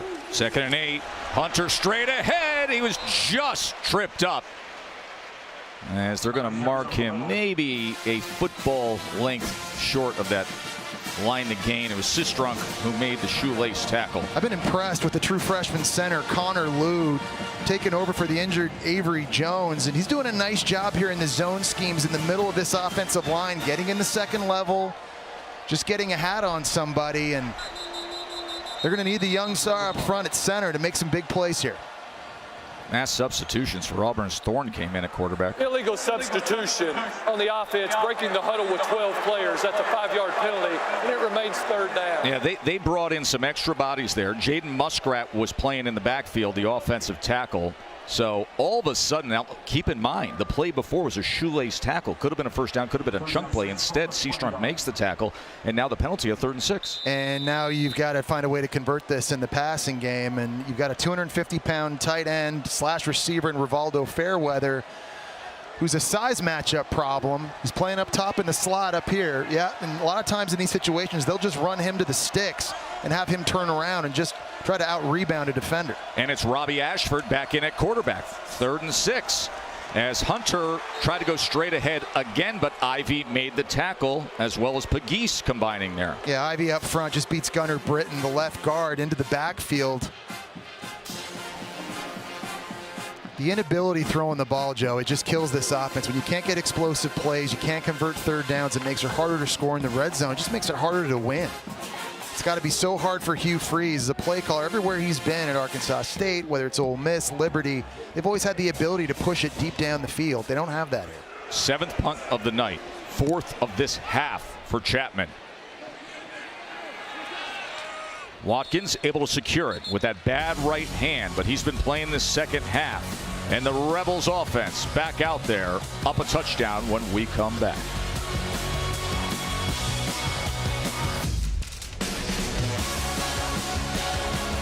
Happy that Jordan Watkins is back out there, Katie. Yeah, Tess, Lane Kiffin didn't expect Jordan Watkins to play tonight. He had a plate put in his hand. That came with stitches. He wasn't fitted for the cast that you see him wearing tonight until this morning. So he's working through punt returns and offense right now in real time with that new cast on his hand. His offense is out on the field. He's had an impact too, Katie. Obviously, he doesn't have any catches or any targets in this game, but returning punts. Remember, Dayton Wade had a muff earlier in the game, and Watkins has kind of shored that up for them on special teams. How much can Auburn ask of their defense? And can Jackson Dart and the Rebs put this game away? Bentley, look at him try to turn that corner and does so successfully for 8.5 yards before Keys makes the tackle. Well, it's a great example of misdirection by Lane Kiffin here. Pull, get the defense going this way, and you hand it back the other way to Bentley. It's so hard defending this offense because you got to have your eyes in the right place, and you got to get lined up quickly, communicate all the calls. And the boundary corner for Auburn, Nehemiah Pritchett, is injured at the end of that play. I see him grabbing at his right leg. We'll take a break.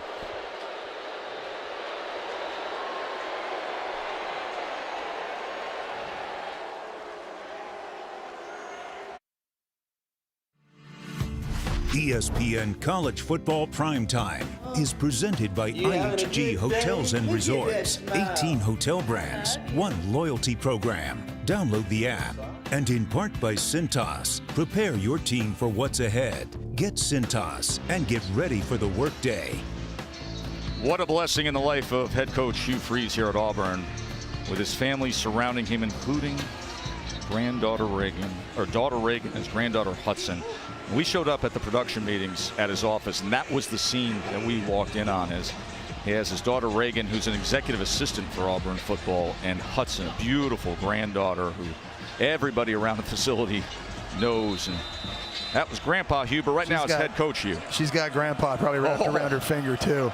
Looking like that. So cute. He's so appreciative of the Auburn family and how genuine they are with his family. As Bentley takes it ahead for a first down for Ole Miss. Well, Ole Miss closing in on about 200 rushing yards at this point. It's been 3 guys doing it. It's been Judkins, it's been Bentley, and it's been Jackson Dart. And here in the fourth quarter, up a touchdown. Certainly Lane Kiffin wants to continue to see this success running the ball.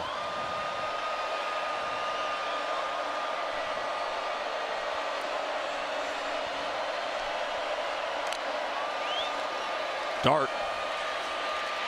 And he's going to be driven back by Justin Rogers. The transfer from Kentucky comes up big. He's 350 pounds, and he's pushing a 320-pound guard right back into the pocket, just so strong at the point. Auburn playing man-to-man coverage, nobody open right away, so Jackson Dart has to just hold it a little bit longer, but how nice is that when you can collapse the pocket? It is so difficult for a quarterback to throw when you've got guys in your lap. And you asked a moment ago, Joe, just how many more times can you ask this defense to bail you out? Right now, though, they're delivering. 4 sacks tonight by Auburn. 7 tackles for loss. 2nd and 15. Dart drifting back, and he escapes the pressure. Jackson Dart on the run. Look at this, and he dives ahead for a first down.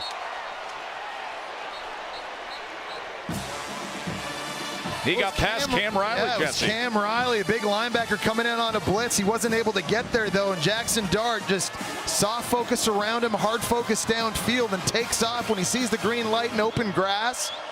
And actually slid that time, Joe. I'm surprised. A spectacular 18-yard run that looked like it could have been a huge loss.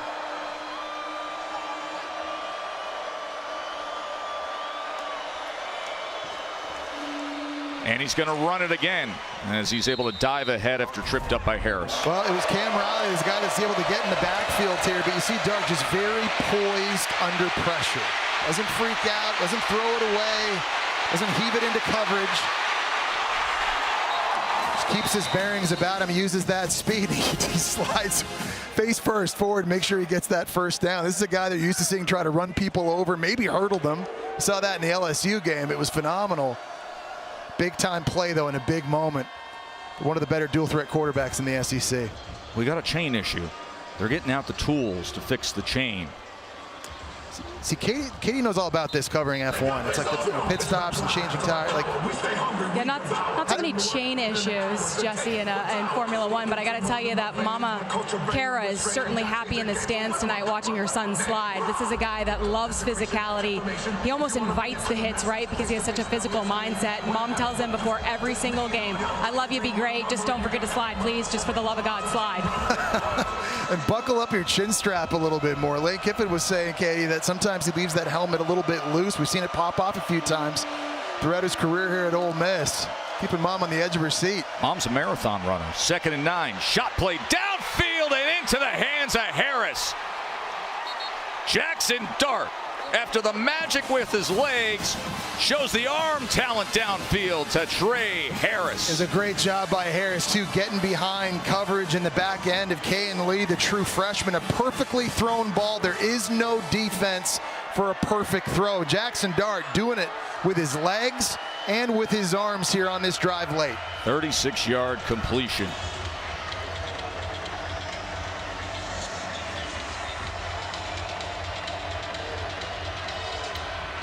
Another man-to-man look by Auburn's defense here. First and goal. Quarterback run with Judkins blocking in front. And he gets it down to about the 6-yard line, does Jackson Dart.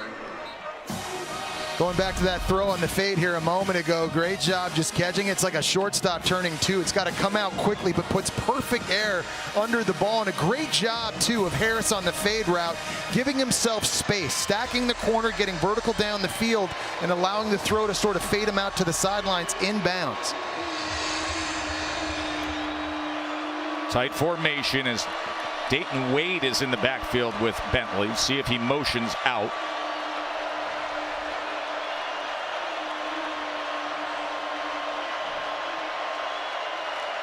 And he does, and he looks that way, and there was some movement pre-snap. Looked like it was going to be a designed quarterback run with Dart. That was the exact same play they ran for a touchdown just a few series ago. On the offense, number 67. That's a 5-yard penalty, and it remains second down. Yeah, Quincy McGee's got his hands full in this game. We've seen him a couple times get beat into the backfield blocking.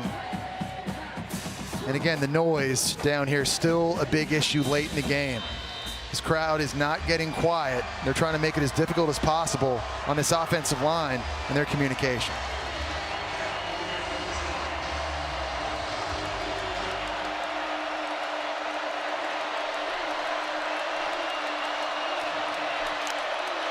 Second and goal. They go with the jet with Wade.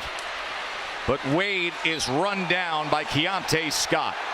And a late flag comes in, as it was Larry Nixon who came in after Wade. Eugene Asante, I think, is the one that got in way late on that tackle. He knows better than that. He's their leading tackler, and Dayton Wade's going out of bounds. You just got to hold up. After the play was over, personal foul, late hit out of bounds on the defense, number 9. That penalty will be enforced half the distance to the goal from the end of the run, and it carries an automatic first down. See how he's, oh, yeah. And he kind of, you know. Nixon had him wrapped up, and Asante said, I got to sit and target. And you're not going to trick the pylon camera either. I mean, it's come up with some good angles in this game, Joe. Another big one there. But that's one. Eugene Asante's played enough football to know. I mean, you want to play with great effort. Hugh Freeze has demanded that of his defense in this game, and they've done that. But you just got to be smart. First and goal after the penalty. Judkins straight ahead and straight in. And that is the kind of drive that a team like this can put forth, and Lane knows it. And that's the power Judkins has. He's dragging a 288-pound defensive end, Keldrick Falk, into the end zone. So rare, again, to find running backs that have his elusiveness in the open field, but between the tackles, they get their shoulders low. He's got so much leg drive and power, and he is having himself a day. Ole Miss, they struggled early in the second half with their first 3 drives. Turnover on downs, a punt and punt, but the last 2 drives, man, they have looked the part. 14 points in the last 2 drives. And let's go back and take a look at this run. This is just simply right up the left side here, and you see 15, Falk. He's going to disengage and wrap up, but you go high on Judkins, you don't have a shot. And Katie, this running game, it has come alive for Ole Miss. Lane Kiffin loves it.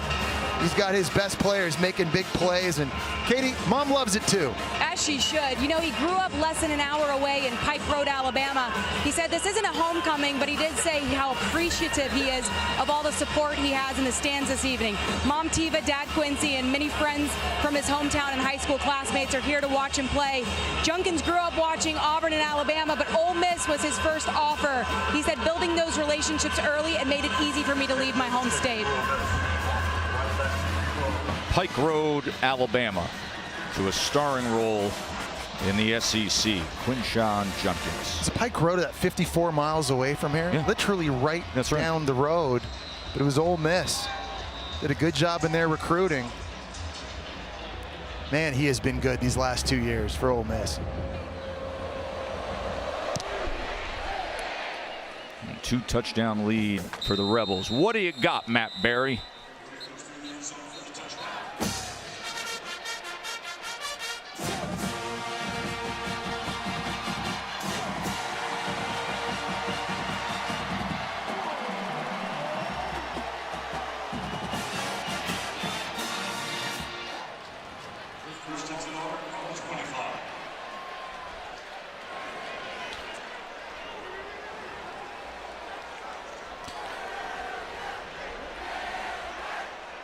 Wow, that is a big night for win UVA. for Tony Elliott in UVA. That is incredible. You know, we started the year with them, Jesse, and of course the circumstances that no other college football team was dealing with as Thorne checks down to Hunter. Isn't it always true, though, Joe, when you look at the slate of games this weekend, outside of Ohio State, Penn State, you're thinking, ho-hum, everybody's favorit's going to win. This is what always happens. Teams pop up, they play big. Teams come in kind of sleepwalking, and UNC's been having a magical run up until today. 18 to 22-year-olds, man, each and every weekend. Thorne gets it out quickly, goes to Fairweather. Fairweather brings it out just past the 30-yard line. Third down from there. Well, here's the issue, right? Because they're so one-dimensional, Auburn is not built offensively to play catch-up and have to play in a 2-minute style situation where you have to throw each and every down. Prior to this drive, they only had 6 pass attempts. So you imagine now it's going to be Peyton Thorne the rest of the way for the Auburn Tigers.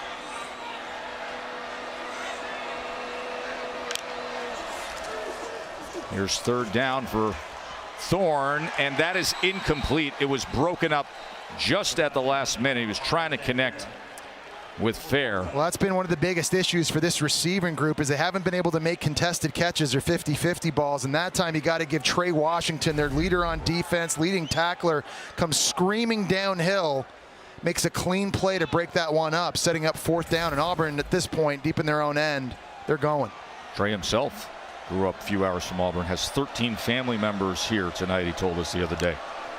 4th and 5. Thorne got to get to that line, and he does for a first down. And a little bit more. Good effort from Peyton Thorne. Really nice job. Cedric Johnson is screaming up the field off the right side. Jaden Muskrat was a little slow coming out of his stance at right tackle, but Peyton Thorne did it himself with his legs. Thorne getting the ball out quickly to Jay Fair. In this 3-step game and how good it looks now, you know, you kind of wonder why you didn't see a little bit more of this maybe earlier in the game. These are high completion throws. Peyton Thorne right now making good decisions and getting it out quickly. As an Ole Miss player is down, and a cascade of boos comes with it from the crowd as they're reacting. J.J. Pegues, the former Auburn player, is being tended to by the medical staff.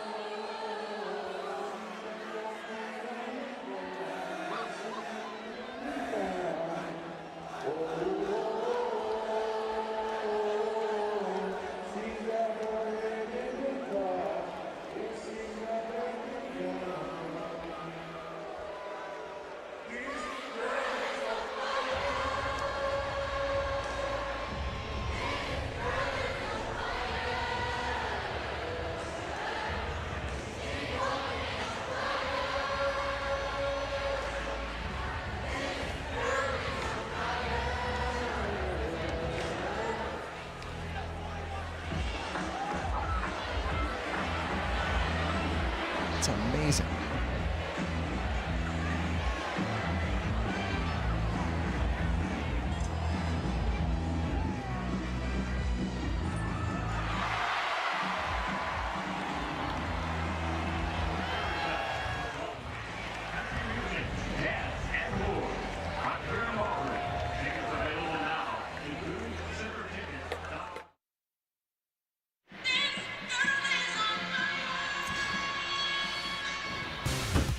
Interesting history in the SEC, right, Jess, in terms of coaches who have been at 2 different schools, coaches who have won national championships. I know one of them. Look at Nick Shirelli back here. Oh, look at Nick. Yeah, my college roommate, now a scout for the Denver Broncos. Coach O, of course, with what he did at LSU. Of course, Coach Saban. Coach Saban looks the same. Doesn't he in those two photos? Guy doesn't age. No, he doesn't. It's like a vampire. Thorne on 2nd and 1. Runs it well again for a first down. And then, of course, the game we have in front of us here, Coach Kiffin and Coach Freeze. They are two of the 20 coaches who have been at multiple SEC schools. 4, we showed you the 4 that won at least the national championship, but here are 2 of the 20 to serve at 2 different SEC schools.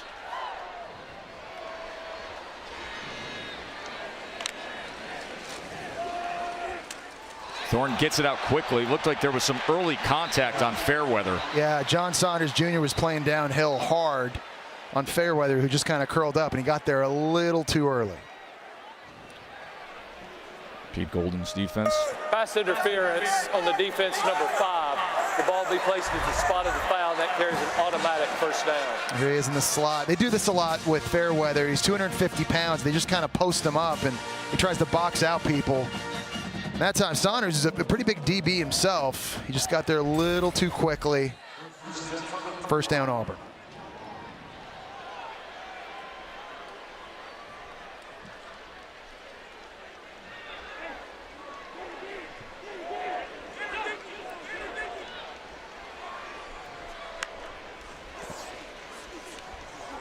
Thorne gets it on the quick out to Fairweather, and he's wrapped up immediately.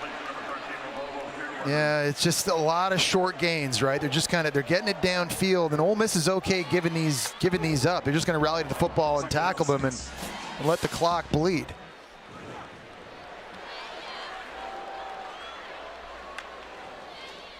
Second and 6. Thorne, man in his face, lofts it downfield to the end zone, and that ball is intercepted. That's a good play by Walton.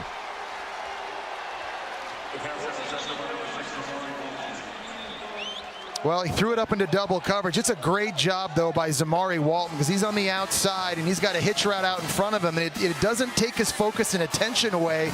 He's got his eyes on the quarterback, and he's able to just make a play and break on this in the back end. He's able to keep backing up. This ends up being thrown into double coverage, and Walton just does a better job of locating the football. Here's Walton at the end of that play. Yeah, it doesn't look like he has total does he have firm I don't know if that was a catch. I don't know that he's got firm control through the process of this interception here.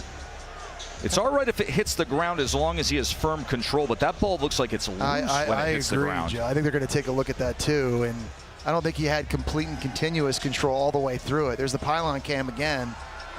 And it's a tremendous athletic effort by Zamari Walton, but just what you can see movement of the ball as it hits the ground. And that's what that ball hit the ground. Yeah. So Peyton Thorne came in on that series, and you know, before that drive, Jesse, Auburn had 6 total pass attempts. 6 total pass attempts. We're in the 4th quarter of the game. And then that was Auburn's 6th pass attempt of that drive. It's just so frustrating, though, Joe, that they cannot find any rhythm throwing it deep down the field. I mean, they throw hitch routes and they throw flat routes, and that's all good and great, but it's amazing to me that just completing a simple 12-yard curl or a dig feels virtually impossible. The Auburn head coach is challenging the play on the previous play that it was a touchback. That play's under video review. As he should.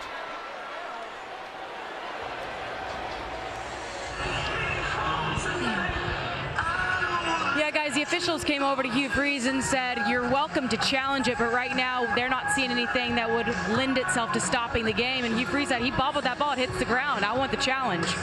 Good call by Hugh Freeze, caddies. You look at it again, there's Walton. See, at that point right there, it doesn't look to me like he has firm control of it, right? He's not even looking at the ball. It's like in 2 hands, and he's kind of losing it to the right side of his body. And I think right there, I think the ground helps him make the catch. Well, you can always look for the moment where there's separation of the hand to the ball, and you will see it just for a moment right there. You see that right hand? Watch the right hand, and there's a moment of separation. It's also, you know, making sure that he got that foot down in bounds when he made the catch, because that his left leg, when it comes to the ground, was very, very close to the white line as well, and that might be something they're looking at too.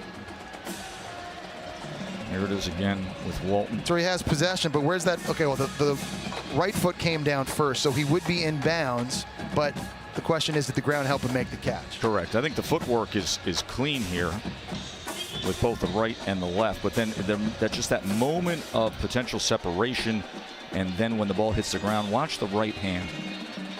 Right there. Yep.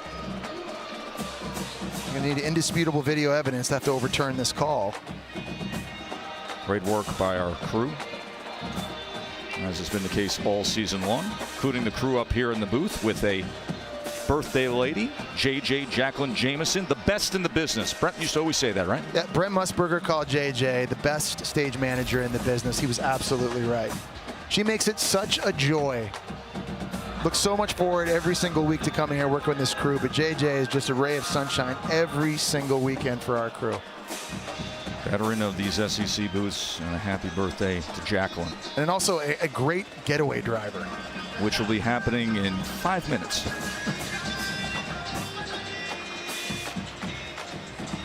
As they wait for things here. You know, I'm just reflecting on the fact that Auburn at least was passing the ball. Auburn at least was passing the ball on that drive. A lot of these fans are sitting back saying, couldn't we have just done this earlier in the second half? Give us a chance. Yeah, listen, it's one thing to not call throws down the field because you know you don't have a chance to do it, and you just feel like it's obligatory, and you just have to throw it up down the field at some point and just see what happens. But after video review, the ruling on the field stands. Auburn is charged with a timeout. They will have 2 remaining from the half. They have also used their challenge for the game.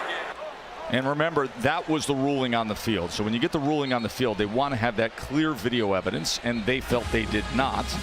Hugh Freeze feels otherwise, and we showed you an angle that would make you question that, but it was a really good play by Walton on the ball, and they are celebrating over there, ready to run out this clock with a 2-touchdown lead. Number 13 team in the country, who will have thing in for a soft landing.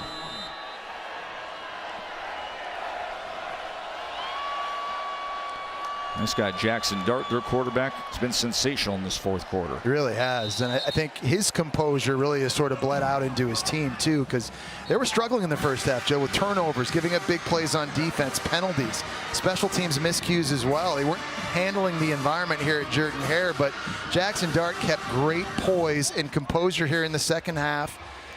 Made some big throws down the field, made some big runs as well down in the red zone and out in the field. He's kind of settled, and this team has really rallied around him here late.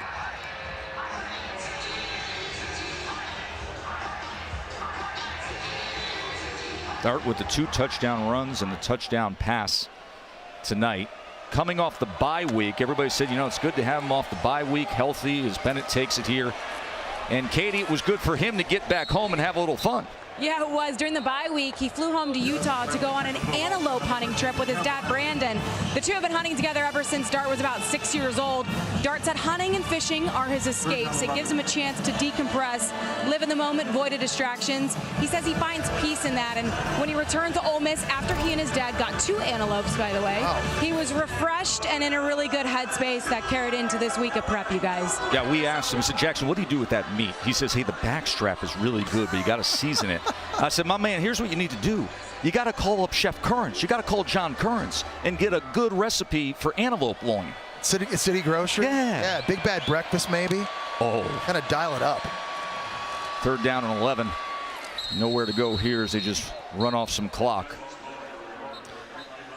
Well, I think Ole Miss came into this one knowing that there was going to be a tall task here, facing an Auburn team that just got blown out by LSU on the road. They were hungry to take the field again, but they were going to have to deal with this environment. And if you're Ole Miss, when you take a look at the schedule, you don't have time to worry about Alabama and what other teams are doing in the SEC. You've got your own business in hand, and big one here tonight. Texas A&M coming up too, and then a massive game on the road at Georgia. But without Brock Bowers, if he's not able to go, that's a game I feel like Ole Miss can win. Oh, anything can happen in this league this year. That has been proven. Timeout. Timeout's going to be used here. We'll take a break. Ole Miss trying to bring this home back to Oxford with a W.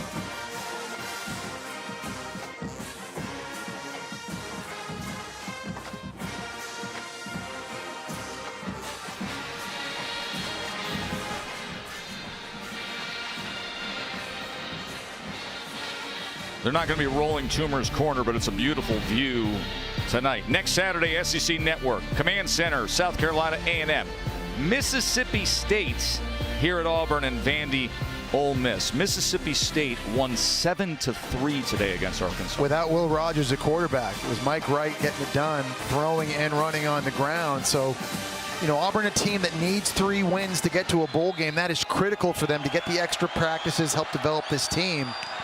Their best chance of getting those 3 wins of the stretch of games they've got coming up here before they play Alabama. There's more from inside the 35-yard line. Final 2.5 minutes in front of us as the college football rankings are brought to you by Chick-fil-A, Jesse. Any given Saturday, anybody can go down. North Carolina did to Virginia. Penn State obviously lost to Ohio State. Oklahoma was living very dangerously, could have lost to UCF. Florida State in a dogfight right now, trailing by 3. Ohio State, and the way they've looked here in recent weeks and with their resume, having won at Notre Dame and then beating Penn State today, if they take care of business next week and the first college football rankings come out, I'll be pretty surprised if Ohio State is not #1. Mayan Williams had a touchdown run for the Buckeyes. McCord went for 286 and a touchdown. Defense played exceptionally well, as Thorne is going to be taken down for a sack. That was Ukwo who was involved there.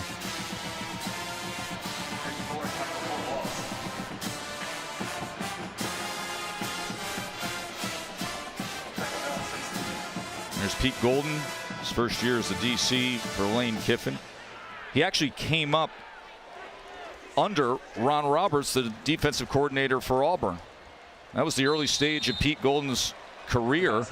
He played for Ron Roberts at Delta State, was a safety for him, then he GA'd for him, then he was the DC for him at Southeastern Louisiana. So they spent 6 years together, opposing DC. And it's been a good kind of cat and mouse game watching these two defensive coordinators game plan today and call plays. Pete Golden's been great with his timing on when to send pressures and mixing up the personnel.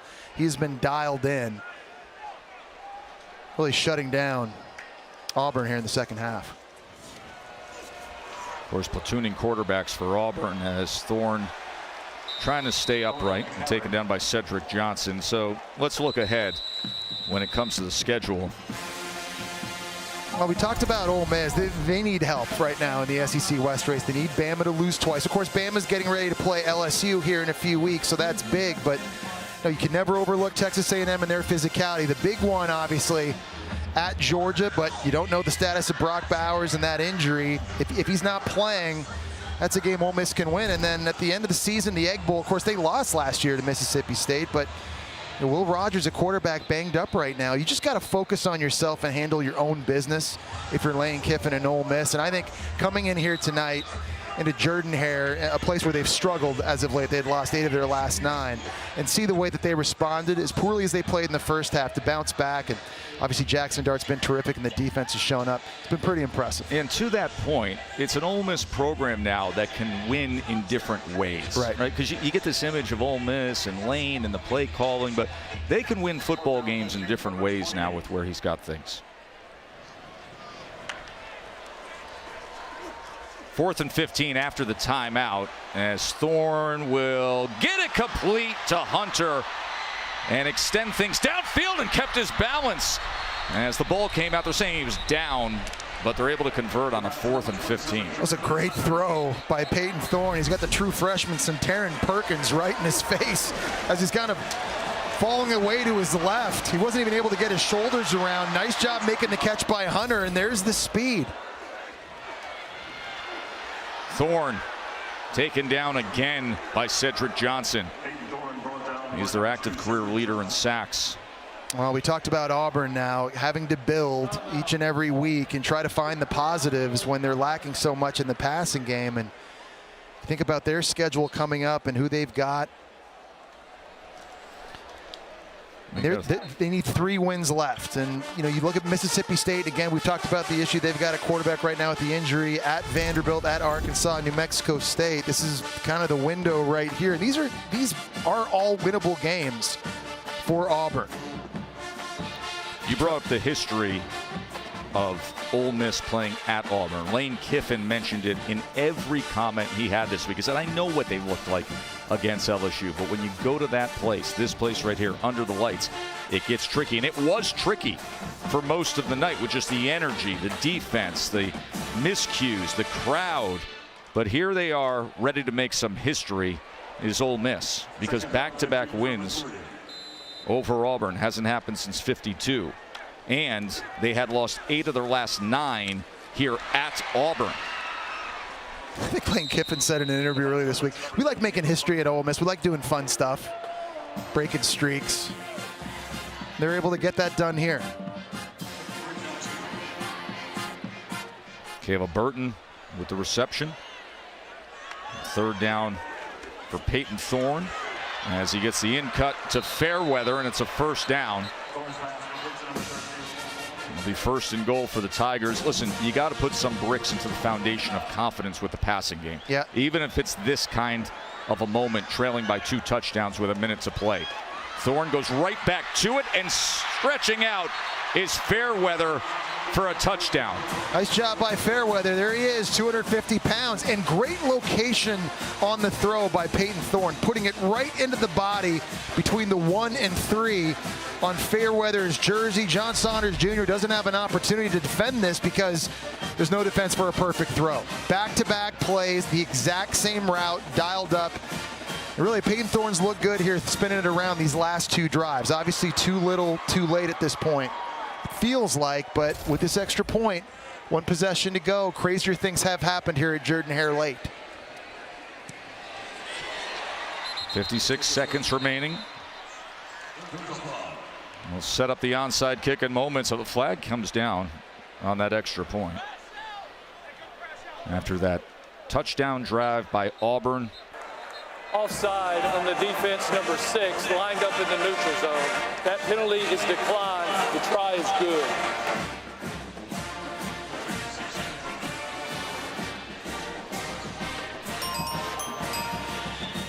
So UCLA Stanford is coming your way. And then next Saturday in prime time, it'll be Tennessee and Kentucky. And Colorado and Coach Prime are at the Rose Bowl on ABC next Saturday night. Colorado will be coming off the bye week.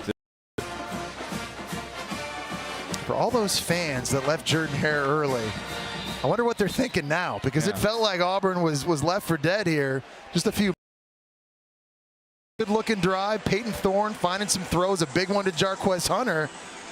And they're an onside kick here away from being back in business. You think of all the magic that has happened in this stadium, all the craziness that has gone down late. Anything is possible. Isn't that the truth? Place that has produced the prayer of Jordan-Hare, the kick 6. Is there a little magic left tonight on a night that seemed hopeless just moments ago with a dormant passing attack? And now here comes the onside kick. They bunt it straight ahead, and it is fielded cleanly by the Rebels. So Ole Miss will put this game on ice with that effort on special teams. And it looked like it was Dayton Wade. You've got your hands team out there, and you've got a receiver and a punt returner. And Dayton Wade, this took a really clean bounce on the bunt right up into his face mask. You got to catch it and get down quick. Now here's the interesting thing. That type of onside kick is typically used as a surprise onside kick when it's a return on when they turn their backs. If you know the bunt's coming, if you got the hands team coming, the bunt is typically not used unless you slam it right into that front line. The level of onside kick analysis now, please, right now is fantastic. All those years of second level. I mean, just off the charts.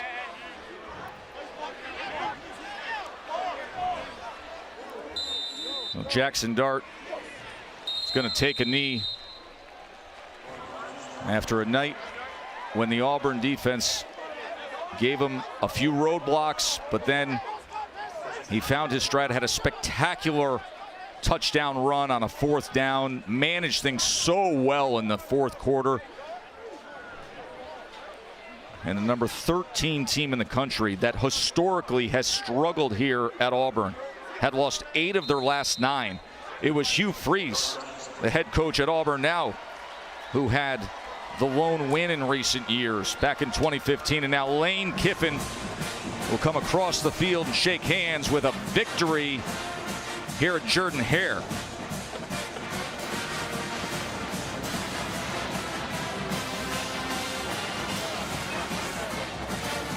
Judkins finished with 124 yards rushing and a touchdown run.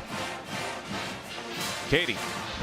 Thanks, Taz. Lane, overall, that was a dominant second half. How would you describe the response you saw from your team after some early ups and downs? Well, I'm proud of our players. It's awesome for our fans to come in here and win. I think it's been 71 years since we beat those guys in back-to-back years, so and now we don't play them next year. So proud of our players. Thank God for putting this team together, and they really worked hard in the bye week. Jackson Dart finished so strong. What impressed you about his play late in this game? I mean, he came through in the end with Trey Harris with big plays and ran the ball, and then Q to end it, running there. Obviously would have liked not to give up that last score, but proud of our guys. Again, this is a very hard place to win at night. Thanks for the time. Congratulations. All right, guys. Thanks. He mentions Trey Harris. Harris, the wide receiver for the Rebs, finished with 102 yards receiving. You know, he's been saying it all week, Joe. You know, at the end of the day, coming together, playing together in difficult situations in hostile environments, that's something Ole Miss was able to do tonight here at Jordan-Hare. Jackson Dart stepped up, made some big plays late. The defense had massive moments as well. This was not an easy win. This will be a great ride back to Oxford. Just the 4th win ever for Ole Miss here at Auburn's Jordan-Hare Stadium. And back-to-back over Auburn for the first time since 1952. 28-21's the final. Let's get you back to the studio and Matt Berry. Have a great night, everybody.